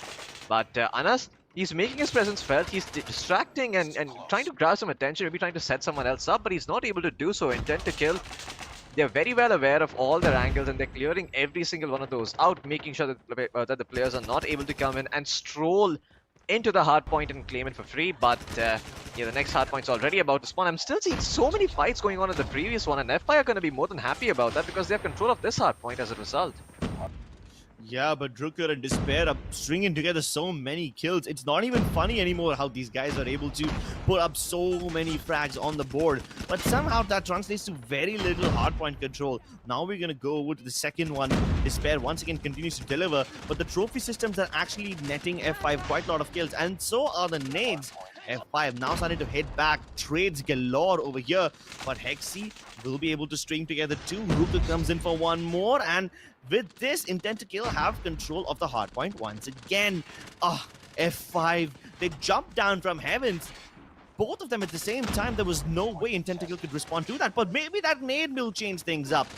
Back and forth. It just doesn't stop. Finally, Intent to Kill put up a little bit of a lead, and maybe they won't be able to take this one back. F5 Esports might struggle to take this back, but that hardpoint is already gone, and we are starting with a new one. Hexy very cheekily hiding across the corner, catching people of F5 off guard. Yep. It's the hunter-killer drone going away for him. Let's see if he's actually able to pick up a kill with that. The answer for so far is going to be no. But the Annihilator coming through for Despair. Let's see how much work he can do with these spots. The second player takes him down as well. So wasting a little bit more ammo there, unfortunately. And he's going to be taken out from the back as a result. But his teammates are going to be there to back him up. Intent to Kill have control of the hard point for quite a while now. But we'll see if they can continue holding it. Nas with that rocket launcher is going to find another kill for himself, and he continues to lock this hard point down like a turret. The Bison from Spectra doing a fair amount of work. He's going to get that kill, but Drugo comes in for the trade. Good stuff by him, making sure that his teammate does not die in vain. But look at that push coming in from F5. It's almost instantly shut down here by the side of Team Intent to Kill. Ruko finding all those kills. And once again, it seems that every single time F5 have any sort of aggression, it's either a bit too late or there's always an appropriate response from Intent to Kill. Intent to Kill never seem to be outnumbered here by the side of F5. Why are so many people killing themselves? Automatic from I am F5, not and another sure. guy from Intent to Kill. Both of them ended up killing themselves. Like, one of those kills probably would have been, you know, a trophy system gone wrong, but that one was him blowing himself up with the FHA. I'm like, that's so weird to look at. I don't even know what's going on anymore. Either way, everyone's starting to pull out their Annihilators, and this should allow them to net a lot of kills. Even the Sparrows come online, but that's what happens when the Annihilator has two targets on its screen. It can only lock onto one. The Nade's doing so much work. Despair able to get two of his own. He's still alive, but finally a Nas will shut him down. Can F5 pick up Anas's kills and turn them into a hardpoint conversion? Nope. Not gonna happen. Intent to Kill once again with very, very fast backup. Just never let F5 Esports have enough bodies on the site to ever take control. Yeah, Intent to Kill are just on point today. I mean, every single time they give up control, it's always very, very intentional. F5, they're able to get a few scraps of points here and there, but as a result, they're always late for the next one, and then their players start getting caught off guard. This time around, you can see the same thing happening again. Ruka being able to find two along with Hexy, and yeah, Despair is going to clean up Anas as well. And you can see F5 members, now there's just two of them trying to assault a site. They're going to get one, but they're going to be probably traded out. There you go. And now all of a sudden F5 is looking weak because they have lost two of their players and three are still alive and waiting. And this is happening time and time again. Kashish takes out the axe, tries to do something fancy with it, but does not succeed. And Anas is also going to be taken out here by Nas, and his rocket launch is a good stuff by him. But Kashish might be able to do something here. Nope, he's going to be taken out by Drega as well. And Drega is going to find a second one, might find a third. No, his friend drops him instead. Doesn't check the other entrance for the next player, but Intent to Kill on 145 points now. If they can hold on for just a little bit longer, they are going to be able to take this game. F5 are trying to get on point, but it's a bit too late as Intent to Kill take this game 150 to 62. And the side of the side of F5 Esports couldn't even get half the points of Intent to Kill. So they gotta be feeling a little bit bad about that somewhere. I mean, they had a good performance in the start and the second hard point, but everything since then just spiraled out of control for Intent to Kill. Yeah, F5 Esports put up a good fight in the first two hard points, but after that it was just all downhill. They couldn't really catch up, and okay, now I see why. Intent to Kill, they literally have no other intention but to frag. There's just so many kills in the favor of this team. Despair with 25, Rooker with 20, and barely anyone from the side of F5 got anything above 13. Yeah, so now we see what happened to them. Intent to Kill basically out-aimed F5, out-fought them, and F5 was just never able to string enough men together to hit one of those hard points with enough force to make this their own. Yeah, and I think that's the biggest lesson or the biggest takeaway for F5 over here, is that whenever they're playing hardpoint, if they don't strike at the same time and they don't have an approach to contest the hard point, they're going to lose every single time, right? Because they get on the hard point in the start. I see three of the players on the ground floor, two of the players are somewhere else doing their own thing, and suddenly Intent to Kill storms in from the balcony side, picks up a few free kills, contests the hard point, gets it under their control, and suddenly F5, they're just scrambling to, just try and play trades, and it becomes a very it sort of becomes like you're playing a single-man RPG almost for F5, because they're all just trying to get kills and do their own thing instead of coordinating with their team and setting up pushes together and setting up trades. And that can really hurt you because, I mean, it is a 5v5 at the end of the day, and yes, you have a lot of potential to go ham, but you still need your help from your teammates. Yeah, you do need help from your teammates, and that's exactly what Intent to Kill were doing really well. Trade frags on point. Even if there were no trades, some of these players just strung together many double kills, triple kills at a time, and they never needed the trade frags. So Intent to Kill going frag heavy in the first game. Let's see if I can make a comeback in Search and Destroy.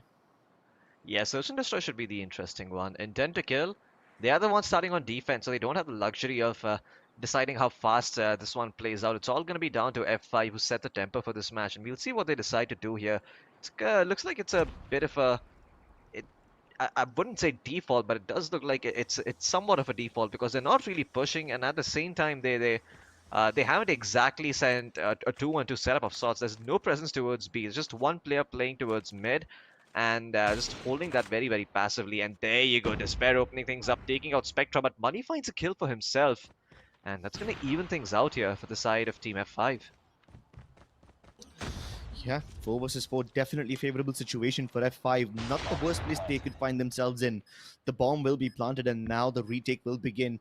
In Tentacle still looking for overextension, still looking for an opportunity to pick up a few members of F5, but Bunny will be able to get the better of Drega. He finds him through the wall. Good stuff by Bunny so far, but he needs to do a much better job of holding them. He's watching the gap, trying to go for the wall banks. Doesn't connect, but he's going to fall back just in time so that he doesn't get traded out. Oh no, the smoke diffuse, it's coming through. Intent to kill. They don't even need to kill the members of F5. They win the round by just smoking it off and went for the defuse right off the bat. That's what happens when F5 Esport play off of the side. They were having so many players down and long, down in the toilet building, but they never considered that one could go for a smoke diffuse like that. It's such an embarrassing way to lose the first round. Yeah, no one playing trailers is also the biggest surprise for me. I thought that maybe F5 would push up there, establish some control, but instead they content with getting the ball down and backing off, and now Intent to Kill are starting to punish them. There you go, 2 kills already going the way of Team Intent to Kill, and it doesn't look like they're gonna move too much and give away their position. Despair's trying to push up. I'm not too sure what he's looking to do over here, but he will be successful regardless. He'll find a headshot on Kashish with that sniper rifle. My goodness, it's absolutely insane. And so on the map, Automatic is going to be able to take out Rooker, but being instantly traded out here. So, Rooker being taken out, but Automatic gets the trade, and he's still alive for the time being. He's going to make his way towards the B site, but he's all alone, and he doesn't even have the bomb. So, it's going to be very, very difficult for him to accomplish anything this round. Does have 60 seconds to work with. That is the silver lining there, but... yeah, you can see he's trying to walk his way up towards Armory. Maybe take the bomb by surprise and hit him with an off angle. And there you go. There's the kill that he needed. He was not expecting that. Not prepared at all. Caught butt naked with the hand grenade and he takes him out. But there's only 40 seconds remaining, Trips. I think 40 seconds should be enough. His bigger problem over here would be retrieving the bomb over there. Especially when the sniper's staring at him down mid. He does need his smoke grenade in order to get closer to the bomb, and luckily he has one. He's got a frag grenade as well. Just clearing out trailers. I feel like going via trailers was an unnecessary move. He wasted so much time, and it just makes him such an easy target for anyone who's holding that angle. Yeah, and he never used that smoke grenade as well. I think he was probably looking for more information before he finally committed. But yeah, when the bomb is down over there, you got to admit that most of the players will be defending it, and they won't be defending it from tailors. So yeah, Intense Kills will get another round, and Drega, Despair, all of them stepping up. Drega with the sniper, Despair spraying them down, but Spectra, one shot, 2 kills. Was that a collateral? I think that was a collateral. Yeah, if I'm not wrong, that did look like it was a collateral, but despite the brilliance from F5, they still down a man, so it's not going to be easy for them to make a comeback. It's all down to Honest and Spectra. Spectra probably is going to switch over to the QXR submachine gun or whatever the hell his teammates had before they died, so he has a better fighting chance over here, but he's still looking to find a pick off, jumping around and seeing if he can spot anyone who's walking a bit too far. Oh no, Anas, he has the chopper in his hands, but this is not the best weapon to be working with. Extremely clunky to use, and he basically needs someone to waddle in and hand him over a freebie, so maybe he can have a chance of winning this round. But the bomb, once again, dropped in a very precarious position. Hard to recover here for the side of Team F5. Yikes. Yeah, they've always been facing this problem. They always end up dropping the bomb in a very awkward spot, and then retrieving it becomes a nightmare. This time Spectra's all by himself, 1v3. And he doesn't even realize that Rook is staring at him in the face from the side. Yeah, that's just not gonna happen. Intent to Kill, they are snowballing out of control right now. Every time F5 Esports try something new, they end up losing the bomb, losing the players who are carrying it, no trades whatsoever, and then one of their players finds himself in a near impossible clutch situation.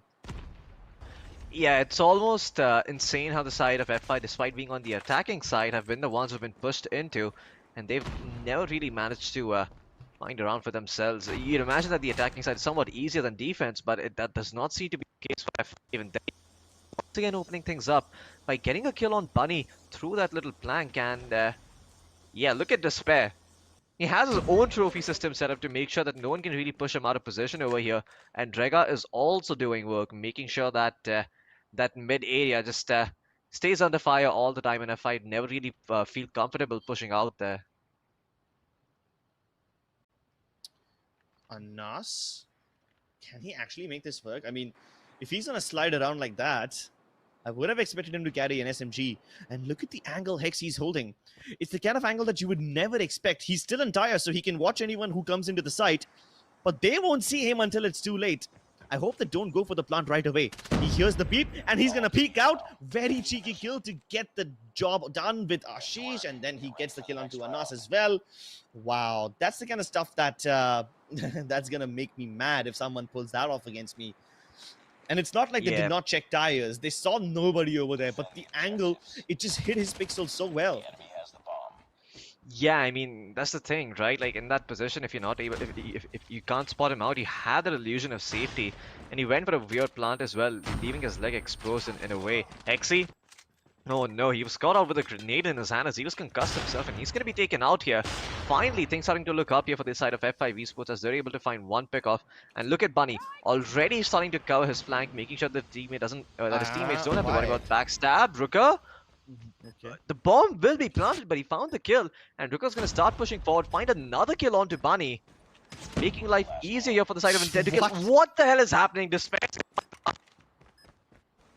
Dude, okay, first of all, when he put down that smoke, I thought that was a bad idea because it actually covers the players of F5 and it lets them plant and then get away.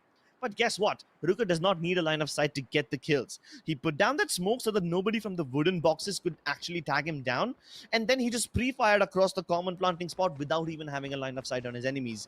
He got that one kill, pushed through his own smoke, and then got 3 more. It's just so ridiculous. And this time, Intent to Kill have no intention of letting this match drag on. They're gonna straight up go for an A push.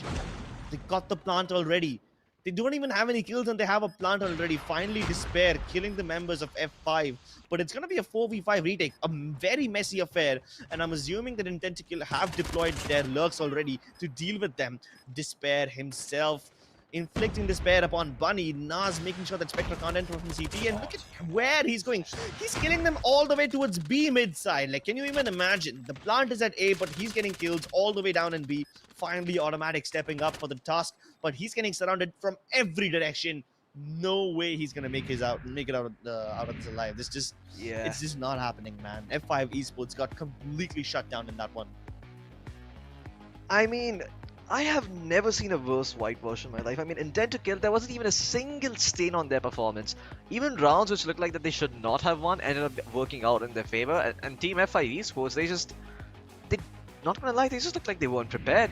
I mean, Intent to Kill are getting kills left, right, and center. In the meantime, F5 Esports, all of their players, they just a little off guard. Anas, for some reason, he's the one taking point, having LMG instead of playing the lurk, playing towards that wooden building, spamming down trailers and trying to find a pick off, and it just never worked out for them. I mean, sure, Automatic and Bunny had some good performances here and there, but that's nowhere enough for them to just secure a round for themselves. Even though they found that first pick in the last round, I don't know how Rooker managed to get the better of them. It's insane. Yeah, and Despair was just running around killing people like it's deathmatch. He barely ever played for the objective. He was the entry fragger that went down the corridors, got a kill or two to get his team the plant or the defuse, no matter which side they're on, and then he continued going ahead. So his entry fragging turned into lurking, turned into just a free-for-all deathmatch. That's what Despair was doing, just running around getting kills, not caring about objectives. And why does he need to? He's got his 4 teammates who are playing for the objectives. He can go around being the X factor, the man who causes trouble for F5, the man who goes for the unexpected pushes and catches them off guard.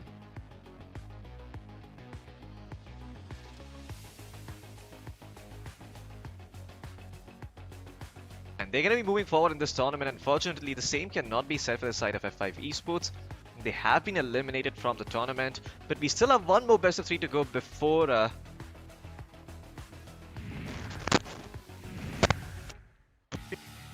I hope things are a lot clearer. But anyway, I was saying that F5 Esports are no longer going to continue in this tournament. It's going to be the side of Team Intent to Kill. The next match is going to be between Revenant, Outrage, and True Rippers Esports. And before we move on to that one, we are going to be cutting to a short break. Until then, You watching Qualcomm Snapdragon presents the Call of Duty Mobile Aces Esports Challenge powered by JioGames. My name is Floki, with me is Scripps, and we'll be back with the final best of 3 after this short break.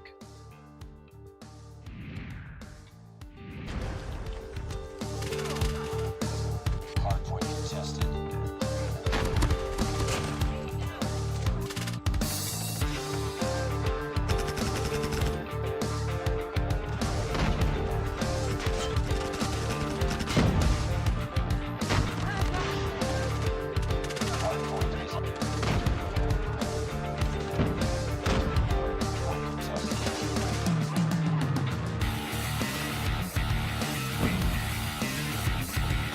Hardpoint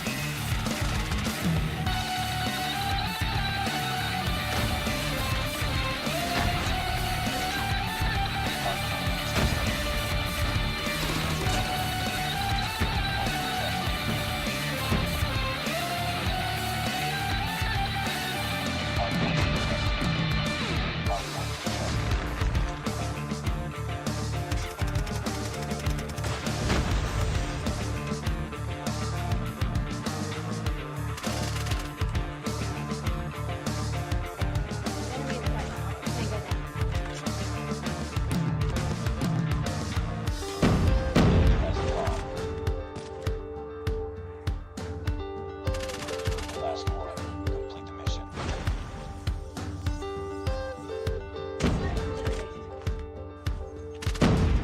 It's all up to you now. Finish the mission. Bomb has been planted. Last one. Complete the mission.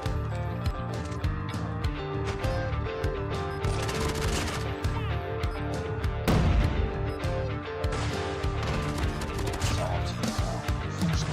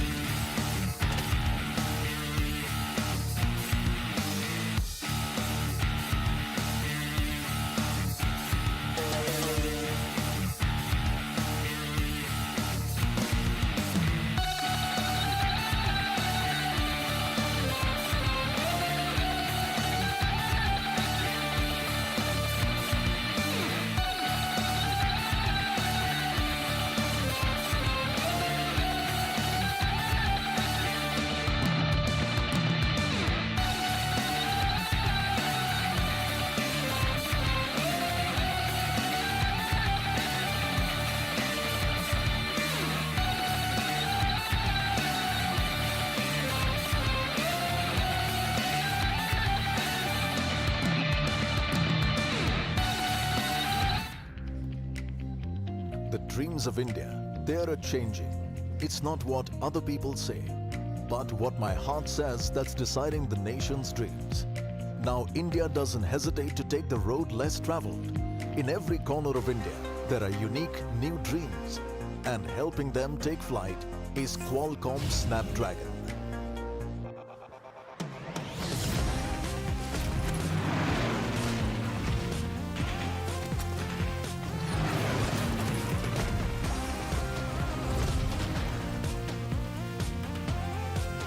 Unleash your dreams. Unleash the best smartphone experiences with Qualcomm Snapdragon.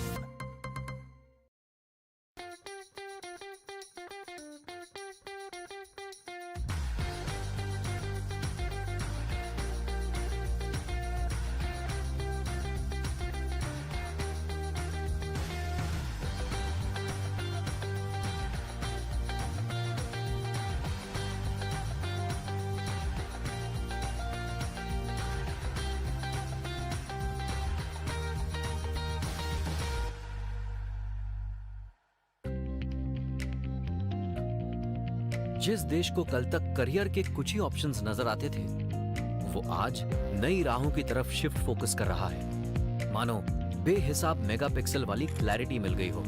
आज का India नई निगाहों से सब देख रहा है। तकदीर में वो विश्वास नहीं करता, तस्वीर अपनी लाइफ की वो खुद बनाता है। आज इंडिया अपने सपनों में रंग भर रहा है।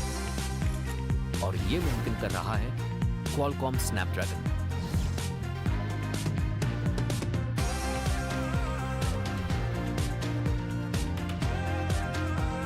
Unleash your dreams. Unleash the best smartphone experiences with Qualcomm Snapdragon.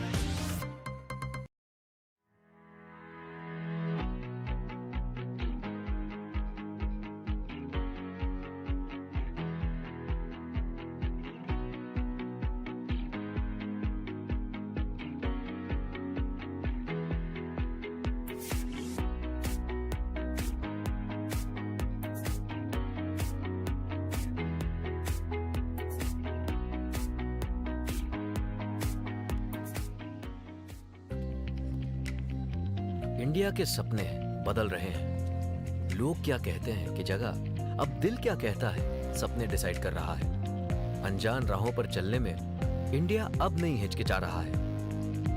India के कोने कोने में नए अनोखे सपने हैं और इनको उड़ान भरने में मदद कर रहा है Qualcomm Snapdragon।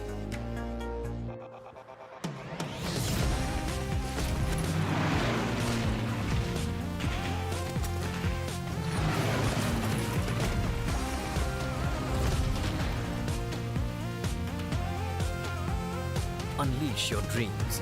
Unleash the best smartphone experiences with Qualcomm Snapdragon.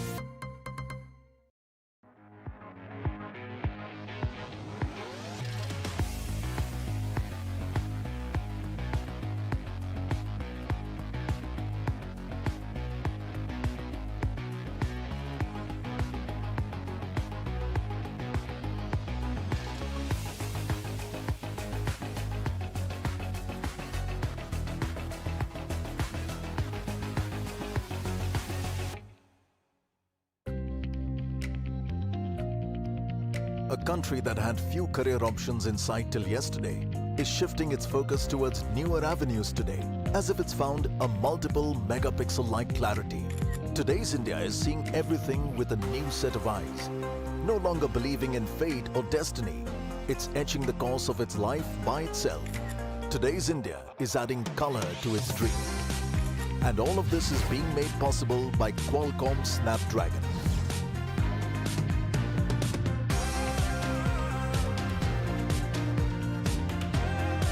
Unleash your dreams. Unleash the best smartphone experiences with Qualcomm Snapdragon.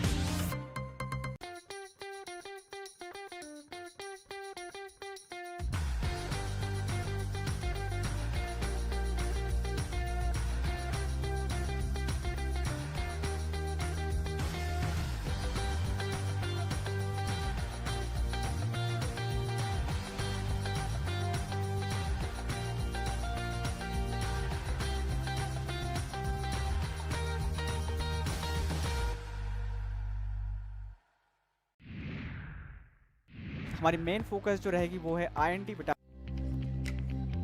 The dreams of India, they are changing. It's not what other people say, but what my heart says that's deciding the nation's dreams. Now India doesn't hesitate to take the road less traveled. In every corner of India, there are unique new dreams, and helping them take flight is Qualcomm Snapdragon.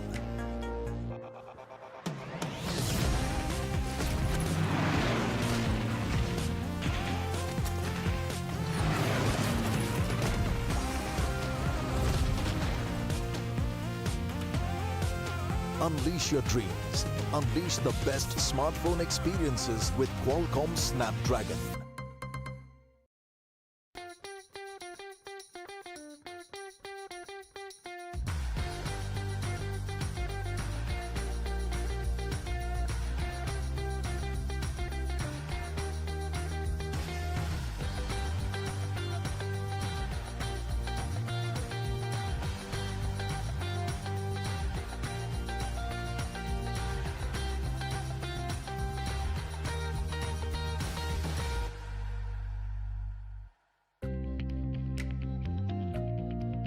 जिस देश को कल तक career के कुछ ही options नजर आते थे, वो आज नई राहों की तरफ शिफ्ट फोकस कर रहा है। मानो बेहिसाब मेगापिक्सल वाली क्लैरिटी मिल गई हो। आज का इंडिया नई निगाहों से सब देख रहा है। तकदीर में वो विश्वास नहीं करता, तस्वीर अपनी लाइफ की वो खुद बनाता है। आज इंडिया अपने सपनों में रंग भर रहा है और ये मुमकिन कर रहा है Qualcomm Snapdragon।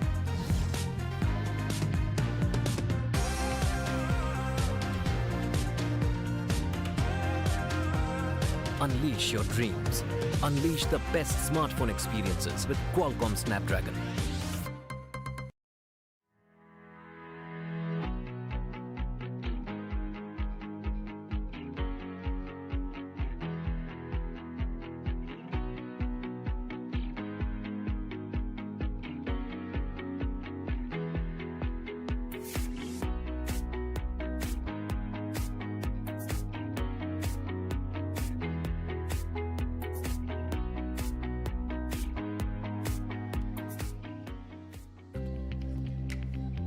इंडिया के सपने बदल रहे हैं। लोग क्या कहते हैं कि जगह, अब दिल क्या कहता है सपने डिसाइड कर रहा है। अनजान राहों पर चलने में इंडिया अब नहीं हिचकिचा रहा है। इंडिया के कोने कोने में नए अनोखे सपने हैं और इनको उड़ान भरने में मदद कर रहा है Qualcomm Snapdragon।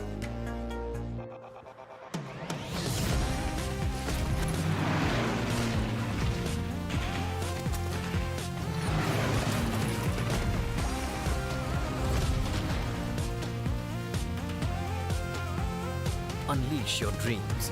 Unleash the best smartphone experiences with Qualcomm Snapdragon.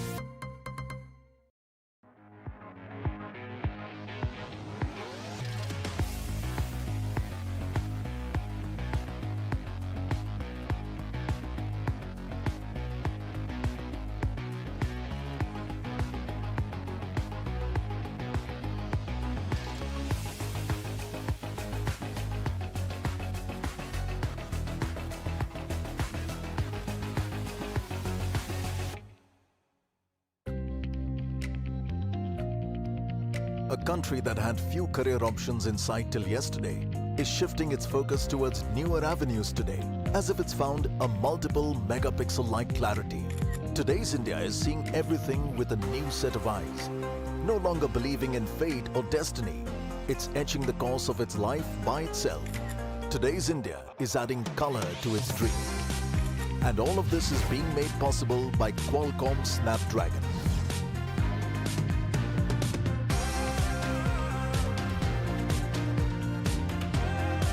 Unleash your dreams. Unleash the best smartphone experiences with Qualcomm Snapdragon.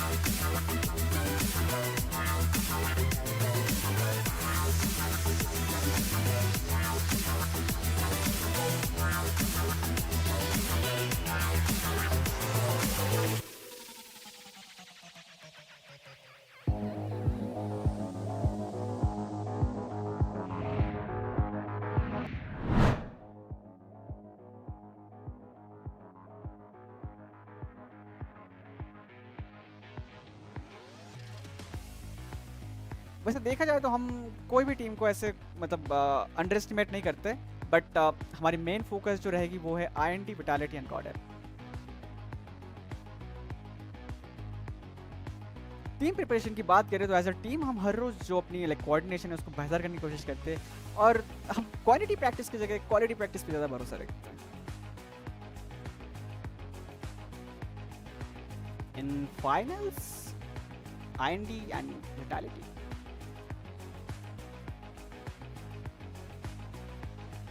we love to play hard point because hard point एक ऐसा लौता मोड है जिसमें आपकी दोनों teams hold नहीं करती है, दोनों टीम्स को थोड़ा अग्रेसिव खेलना पड़ता है हार्ड पॉइंट के लिए, तो रश करना पड़ता है, तो we just love to take fights, that's why we love to play hard point.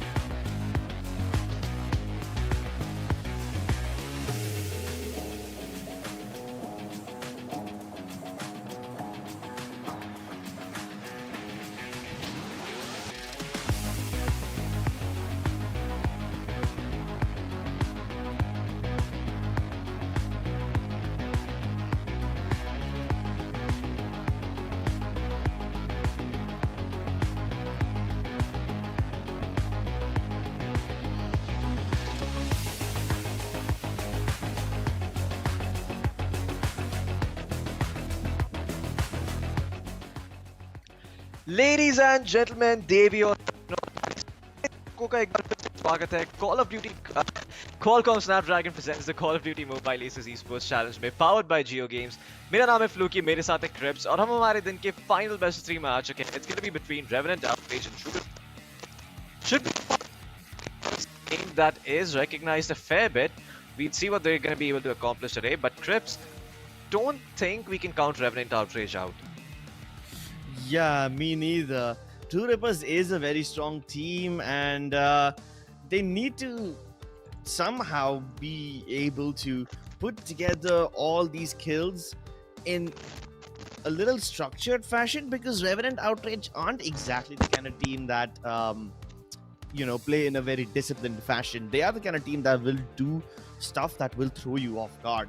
So yeah, I'm not sure if True Rippers, with all their discipline and all their strategy, will be able to put up a great counter against Revenant Outrage. But hey, this is just theory crafting for now. I guess we'll have to take a look at it later and see if True Rippers are actually able to make this work.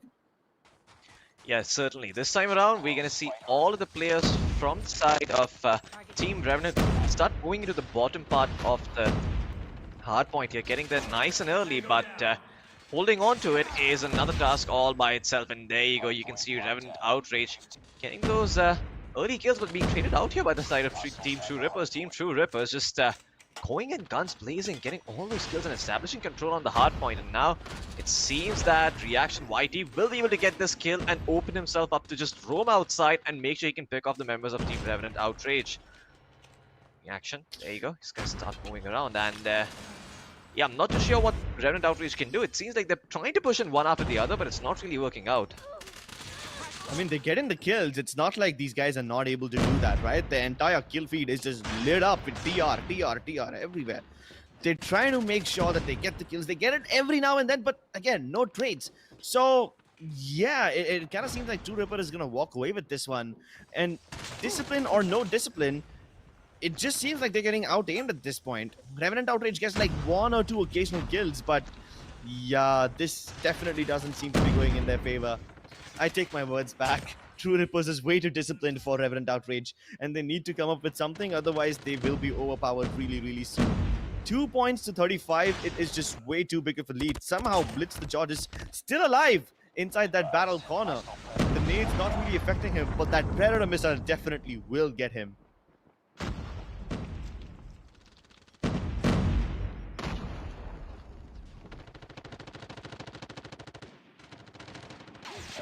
Hostiles have the hard point.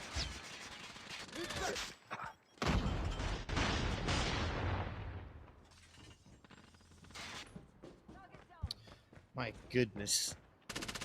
Hard point is ours.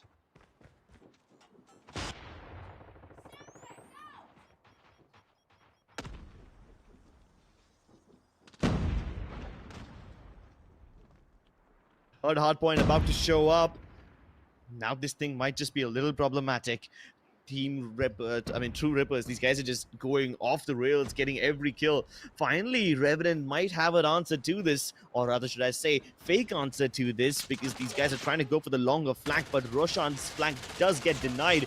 Blood, Reaction, all of them getting so many kills. Ghost finally pulls off one, but there comes Techno with a Sparrow, and this is gonna make sure that none of the Revenant players can actually get closer. Kevin also with grenades of his own is just making things work.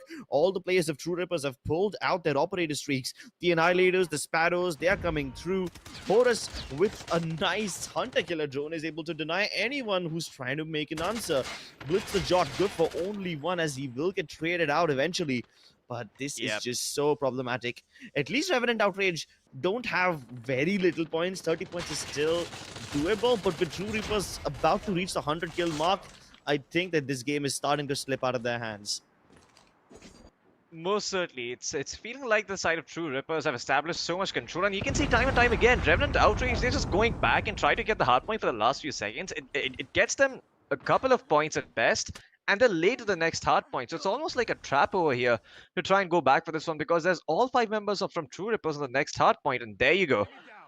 They're gonna slide in, get the hard point for themselves. Oh, okay, Techno. able to get that kill, but Blitz the job being taken out here. And Revenant Outrage seem to be getting some kills over here, but Raccoon goes in, gets instantly denied by Techno, who's holding this area down like a turret. He finally die, give up the hard point, but Team True should be able to gather their forces again and come back in. Annihilator on Horus. He's gonna find one kill, he's gonna find 2 kills, and he's gonna get back control of the hard point, make that a third one. Still 2 bullets remaining for him. Can he find another kill? No, he cannot. But he did get his score streak. The Hunter Killer drone available on him. We'll see when he decides to use it. It's so annoying when someone gets you with a Hunter Killer drone, and every time it kills a player of Revenant Outrage who's just trying to trade with his teammate. That's it. One guy dies to the Hunter Killer drone, the other guy has no chance of trading, and then the True Rippers players just pounce upon him, throw bodies at the floor, and they have no response to it. Finally, Revenant are also able to pull out Annihilators of their own, but these kills are basically meaningless as they walk into that crossfire. They get shredded. It's almost like walking into a meat grinder, and you're getting just pinched, punched, and ripped apart by both the side. It's like True Rippers are coming, they're standing true to their name. These guys have no response to their assault. They have no response to their crossfires. Revenant Outrage can't even get inside. Yeah, I mean, the only thing Revenant Outrage are outraged about right now is the fact that they just have no hardpoint control whatsoever. The fact that they are going to lose this match 44 to 150. Man, it's a rough game. Yeah, it most certainly is. You know, Revenant Outrage wasn't expecting them to lose this hard, but it doesn't seem that this team has been able to do that much. Unfortunately for them, they do lose this match, but there is always a chance of comeback on firing range, search and destroy, a mode that is completely different from traditional Call of Duty. So yeah, hopefully they're able to put their heads together and make some sort of a comeback on that one. There were moments where I was feeling that, oh, okay, that the side of Revenant Outrage have done something, that they're able to get something accomplished, but they just got taken out time and time again. And you can see that the side of True Rippers, they were just eating into the side of Team Revenant Outrage. All of the players having at least 15 kills. And yeah, look at Horus, man. He's just on a rampage. 28.76 his KDA. And he also has decent amount of time on the hard point. So it's not like he's just been hunting for kills. He's also done the job of staying on the hard point and getting those crucial points for his team. The bottom fragger from Team Revolution still has more points than the top fragger of Team than Revenant Outrage. Revenant Outrage, yeah. It's scary. The feels amount sad. of kills these guys are getting, and hey, if these guys just keep on, if these guys just keep on getting kills, even in a map like Hardpoint, where you have a little bit of objective-based gaming, where you have to stay on a particular side, you don't have the freedom to move around. I think it's going to be even more hard for Revenant Outrage to make anything happen in the Search and Destroy mode, because Team True Rippers, these guys will have the freedom to do whatever they want in a map like Search and Destroy. You don't necessarily have to go to a hard point. You can go anywhere on the map. There's 2 bomb sites. You have choices. If you don't want to do any of those, you can even sneak up mid and you can just start fragging out of your minds. So True Rippers, the more freedom they have, I feel like the harder it's going to get for Revenant Outrage. They need to somehow be able to put up a good crossfire that does the same thing to True Rippers what True Rippers was doing to them. Make them walk into a meat grinder. Make them peek 2 people at once. Make them peek uncomfortable angles. That's what Revenant Outrage need to do. It's not just that True Rippers is winning on the basis of their aim, but also their positioning was just so much better. That to win hardpoint, and positioning is so much more important than Search and Destroy. Yeah, and you know what's even worse with the side of Revenant Outrage is they're starting out on defense, so they're going to be the ones who are holding out. But oh, what? 2 kills right off the bat? Was that a collateral? That must have been a collateral. There's no way on earth that wasn't one. And there you go. Team True Rippers, they're going to try to find some sort of a response over here. But yeah, losing 2 people right off the bat is not the most comfortable of positions to be in. Blood is able to find 1. Going to be able to take out Rohan Vaiti. And towards the A side they go. For now. At least he got 1 kill, so it's not all lost. It's a 3v4. The Revenant Outrage still have a chance of winning this game if they manage to hold on to this A site.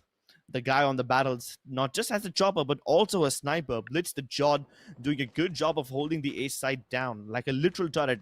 Has a sniper and a chopper as well, and that boils down True Rippers to just 2 men. And Revenant Outrage have done a good job of identifying their win condition. Look at how much map control they are denying to True Rippers. If True Rippers don't have the freedom that they did in Hardpoint, then they will lose.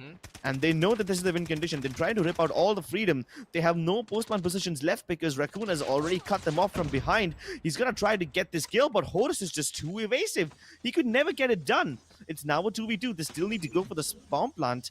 This could be a little tricky. He's inside the site, but his teammate is covering him. As soon as Fakons tries to go kill the planter, Techno gets the trade. And now it's Blitzjod in a 1v2. Yeah, not a very comfortable situation for him. Not the two best weapons to work with either. He has a machine gun in his hands and a sniper in the other, so it's going to be very, very hard for him to find any sort of a pick off over here. But the cool thing is he can spam these wooden planks to try and find a pick if he suspects that anyone is going to be hiding behind them. So he has that working on his favor. But look at the sick crossfire from both of them sides, and he's going to step into the meat grinder, like you mentioned, Crips. Team True Ripper somehow managed to take this one out of the hands of Team Revenant Outrage, snatching it away and making it theirs. Team Revenant Outrage, they have to be feeling pissed that despite getting those two opening frags, they're not able to put the round on board. And okay, yeah, okay, he's back. Techno's doing fine. He's gonna be okay. He's gonna move. Fast rush towards the A side this time. True Rippers. What a reaction from Reaction YT. Shooting the guy at battles, trace rantering onto Fakons. That was not supposed to happen, and this is just so good. It's still a 4v4 though, so Revenant Outrage might be able to make a comeback. All the trophy systems gonna be deployed before he starts planting the bomb. Okay. The trophy systems are going to be taken out, so the site is open to being bombarded by grenades. But look at that, Horus covering the flank before eventually being taken out by Coast 21. Blitzjod actually finding that kill onto Reaction YT.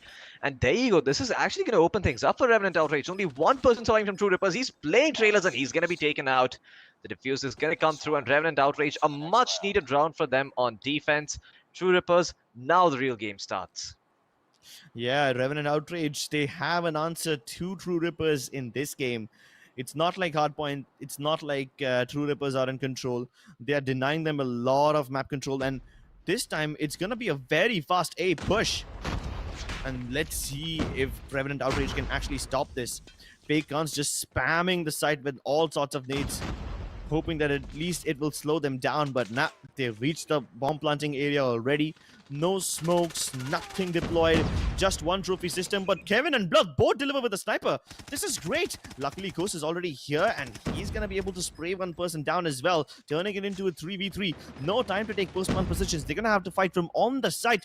Rohan getting the kill onto Reaction, but Techno is holding down he's holding down A long, which means the last two remaining players are going to have to come in from the armory side, and Techno's going for the long flank. He's trying to get inside the trailer, trying to spam them through the woodworks. Now they've got them sandwiched, and Techno might just be able to get both of them. What?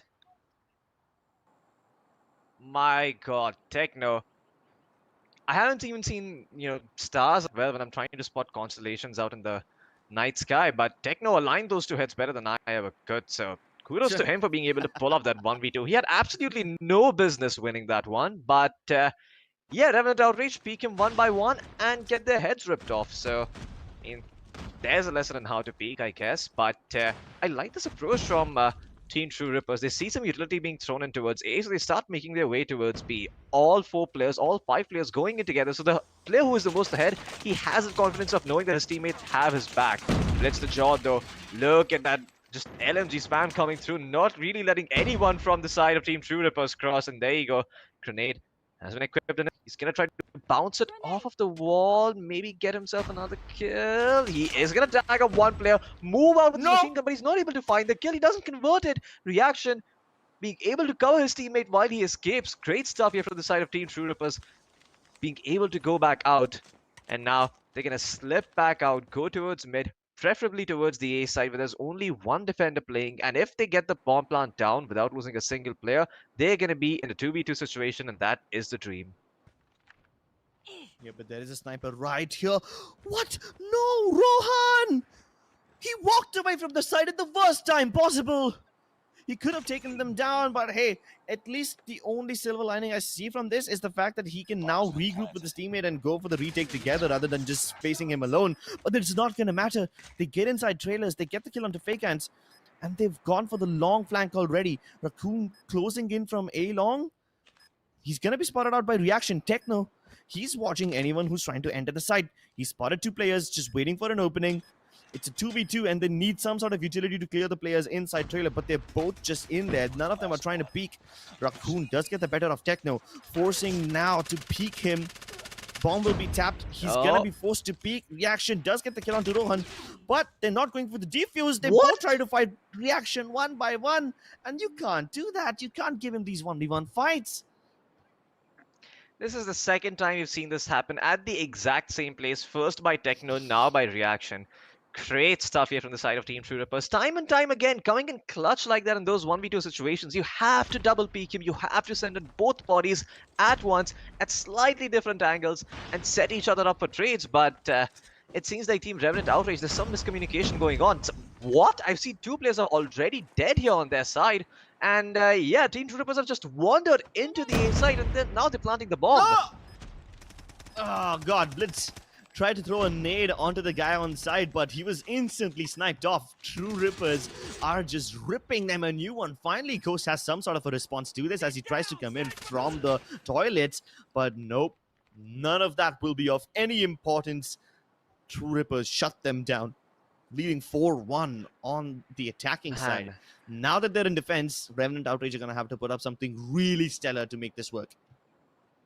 I mean, one route to match point for the side of True Rippers. They are not feeling any pressure at all. They're more than happy to let the side of Team Revenant Outrage do their thing. And you can see they've already started with the unique setup. Techno, man, he was playing towards the trailer. And yeah, as a result, he's able to find 2 picks for himself. And there's only 3 players surviving, being completely surrounded. Look at the map. They're everywhere. True Rippers Esports, even on defense, finding these picks and turning things around, just making sure that the side of Revenant Outrage have nowhere to go. Kevin gonna find 2, and the trade is gonna come through for the side of True Rippers, and they're gonna take this round once again. Man, Revenant Outrage, even though they're on offense, they lost players so quickly that the map just fell flat. You know, it just fell apart entirely. You had 2 players coming in from backstab. They were already trying to play aggressively towards B, so the push came in a little bit quick. But this time around, things are going to be a little bit different. Rohan Whitey is going to find 1 kill with the help of his sniper rifle, making it a 5v4, but it has somehow been pulled back by True Rippers, and it's a 4v4 now, so yeah, even that advantage, it slipped their hands. Techno going for the lineup. He knows there's Blitz over there, but just got saved by the bell. Almost got taken down over there. So this is interesting, though. This is the first time I'm seeing somebody from Team Revenant Outrage trying to go and take control of the tin building. They haven't really done this before. And he manages to get inside the tower as well. Techno is aware about his position, but he's just directly underneath him, so Blitz really can't harm him. And if Techno stays here near the sandbags, he might just get... Okay, never mind. I thought he would be able to spot out the players in trailer, but Blitz peeked out, got the better of him, and now he's control of the tin building once again. This time, True Rippers might actually be in trouble. The players of Revenant Outrage are basically everywhere. They're so split apart. The True Rippers players, though, at least they're playing together, so they can trade each other out. But Reaction YT is gonna jump peek Blitz, and there's no way he was surviving that. Just trying to find any lurkers who might be hiding inside Cubby, inside Tin Building. They knew there was a player in Sandbags when Blitz got that kill earlier, but other than that, they don't have any information.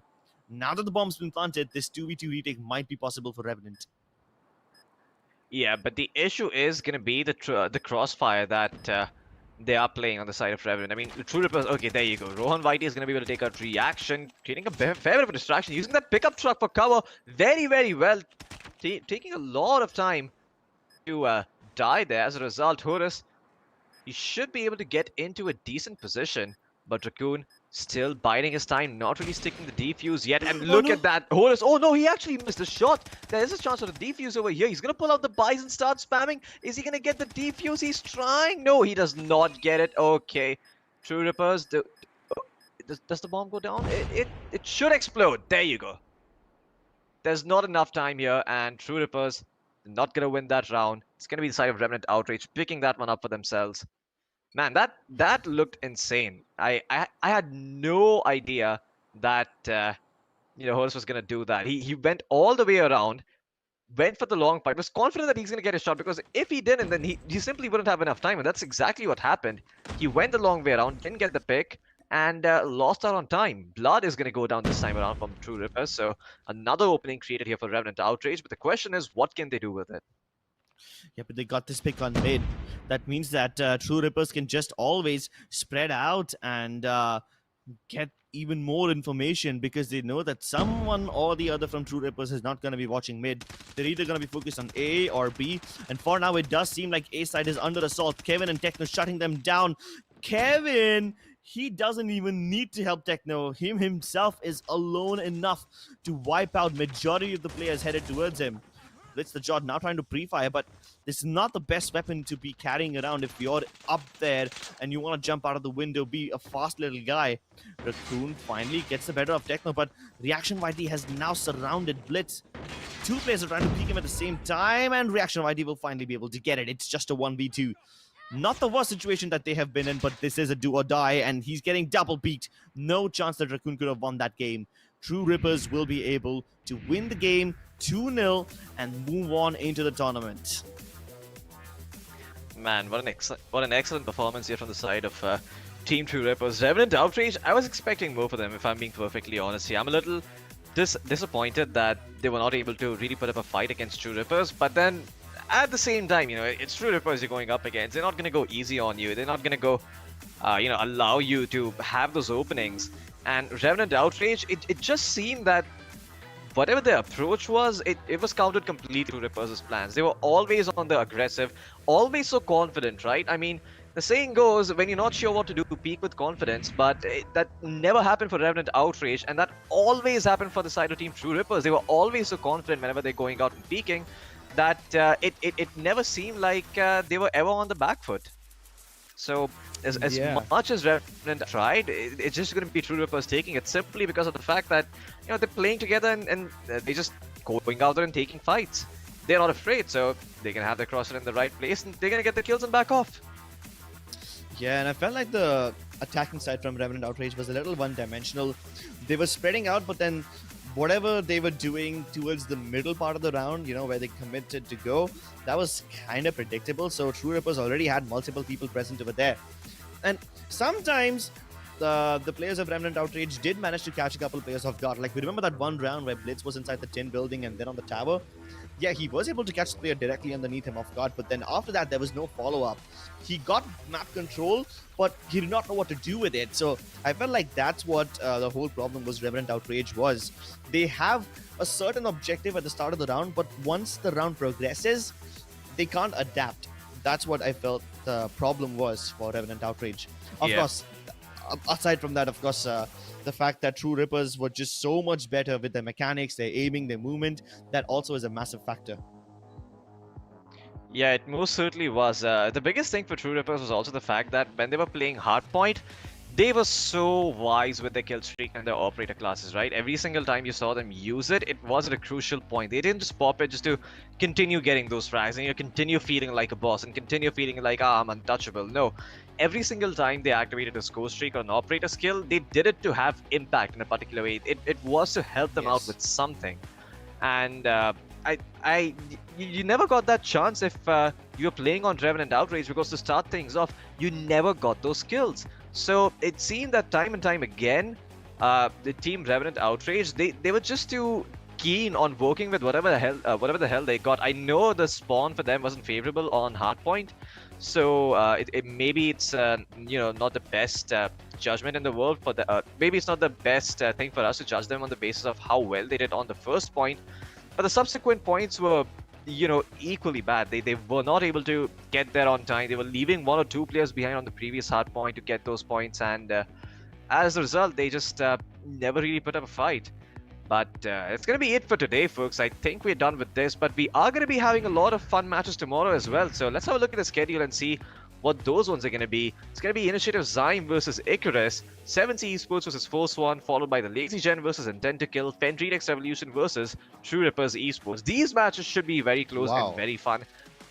Yeah, a lot of quality teams playing up against each other tomorrow, so I am expecting these matches to be quite close. But yeah, if you guys want to know what's gonna happen, you're gonna have to tune in to find out. So yeah, that's gonna be it. Crips, do you have anything to add before we bid farewell and take our leaves? Yeah, all of these teams are really well known. Most of these teams never expected to find themselves in the lower brackets, but here they are. Now they're fighting for their lives in the tournament. I'm expecting at least one or two of these matches to go the distance tomorrow. Maybe we will get to see some domination as well, because let's be honest, most of the matches that we've seen today have been 2-0, no map 3. So maybe that will be pulled up tomorrow. I guess we'll have to wait and find out. So, ladies and gentlemen, be sure to tune in to Qualcomm Snapdragon Presents Call of Duty Mobile Aces Esports Challenge powered by JioGames tomorrow as well, starting at 5 p.m. We'll see you again. See ya and stay safe.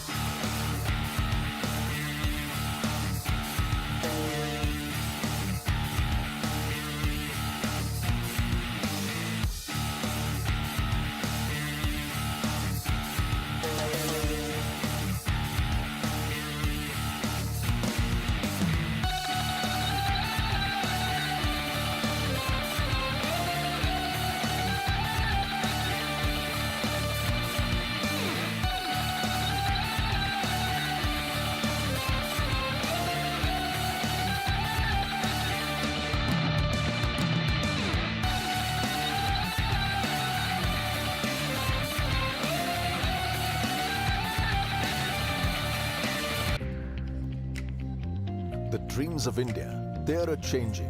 It's not what other people say, but what my heart says that's deciding the nation's dreams. Now India doesn't hesitate to take the road less traveled. In every corner of India, there are unique new dreams, and helping them take flight is Qualcomm Snapdragon.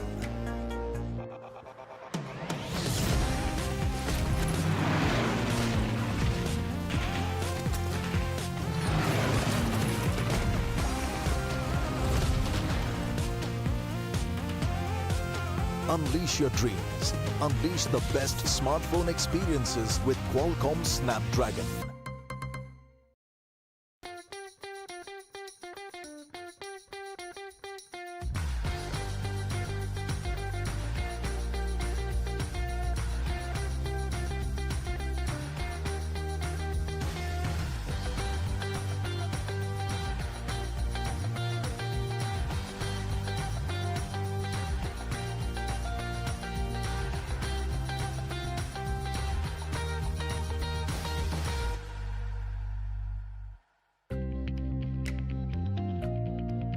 जिस देश को कल तक career के कुछ ही options नजर आते थे, वो आज नई राहों की तरफ शिफ्ट फोकस कर रहा है। मानो बेहिसाब मेगापिक्सल वाली क्लैरिटी मिल गई हो।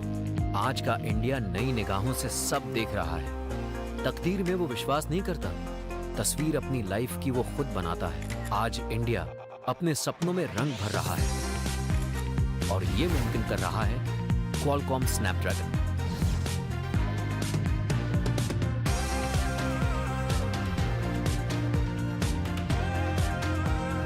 Unleash your dreams. Unleash the best smartphone experiences with Qualcomm Snapdragon.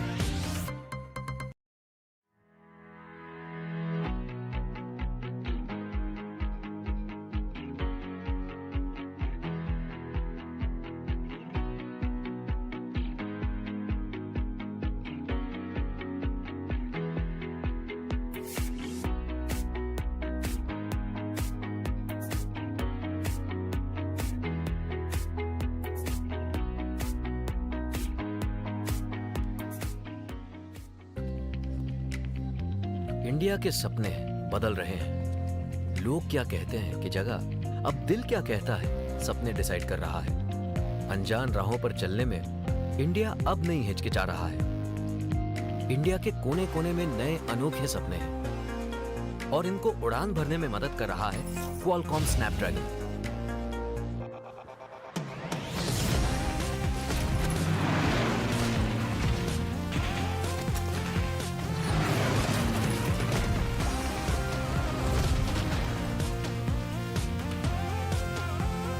Unleash your dreams. Unleash the best smartphone experiences with Qualcomm Snapdragon.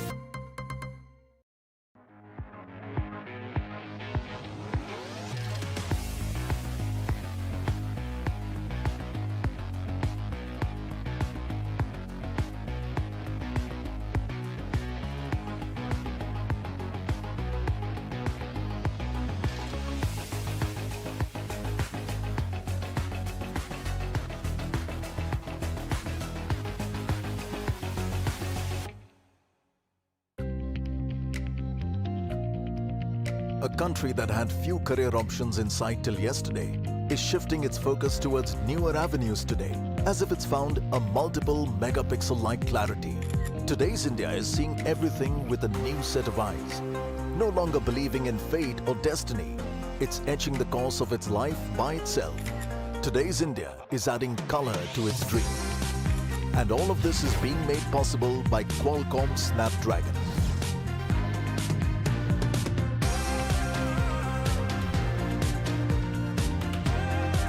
Unleash your dreams. Unleash the best smartphone experiences with Qualcomm Snapdragon.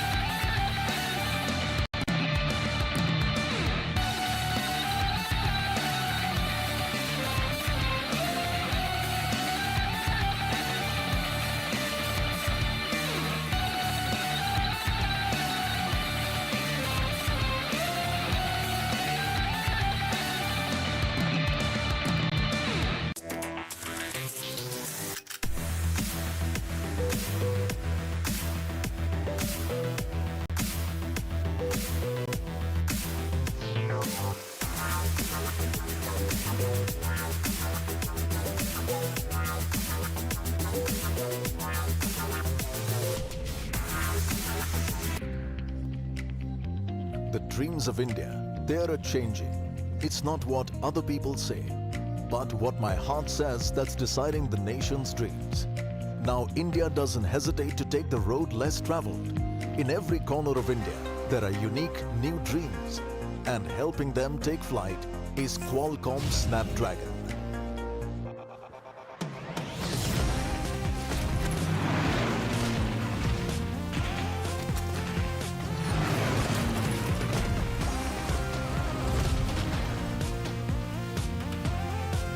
Unleash your dreams. Unleash the best smartphone experiences with Qualcomm Snapdragon.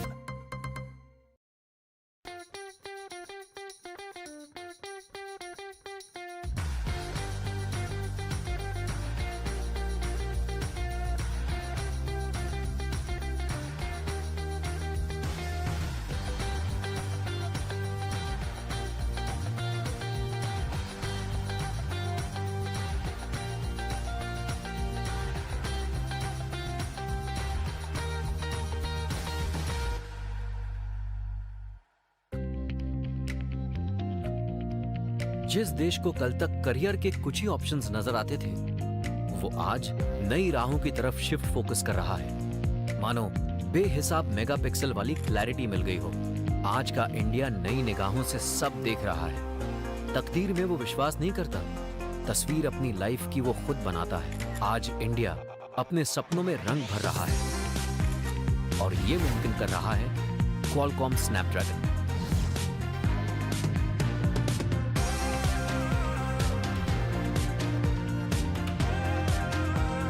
Unleash your dreams. Unleash the best smartphone experiences with Qualcomm Snapdragon.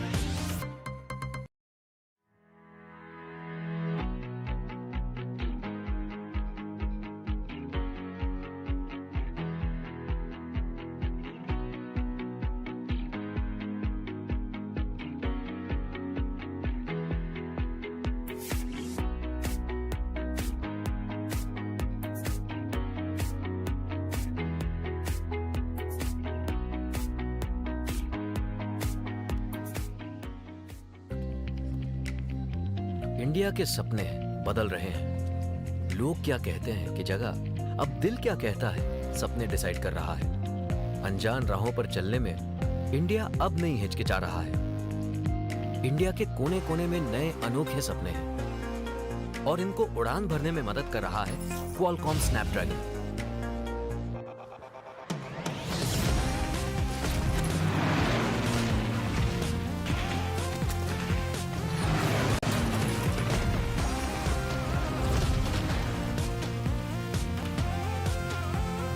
Unleash your dreams.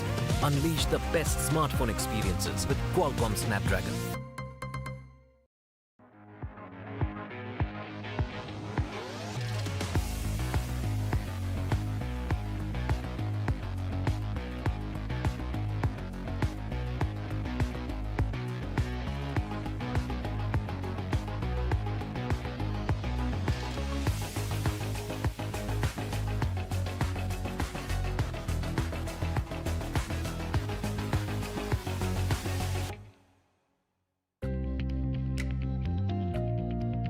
A country that had few career options in sight till yesterday is shifting its focus towards newer avenues today, as if it's found a multiple megapixel-like clarity.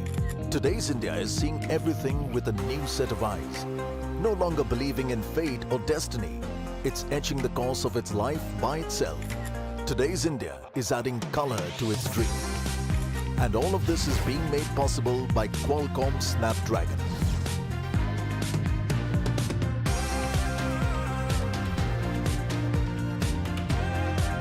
Unleash your dreams. Unleash the best smartphone experiences with Qualcomm Snapdragon.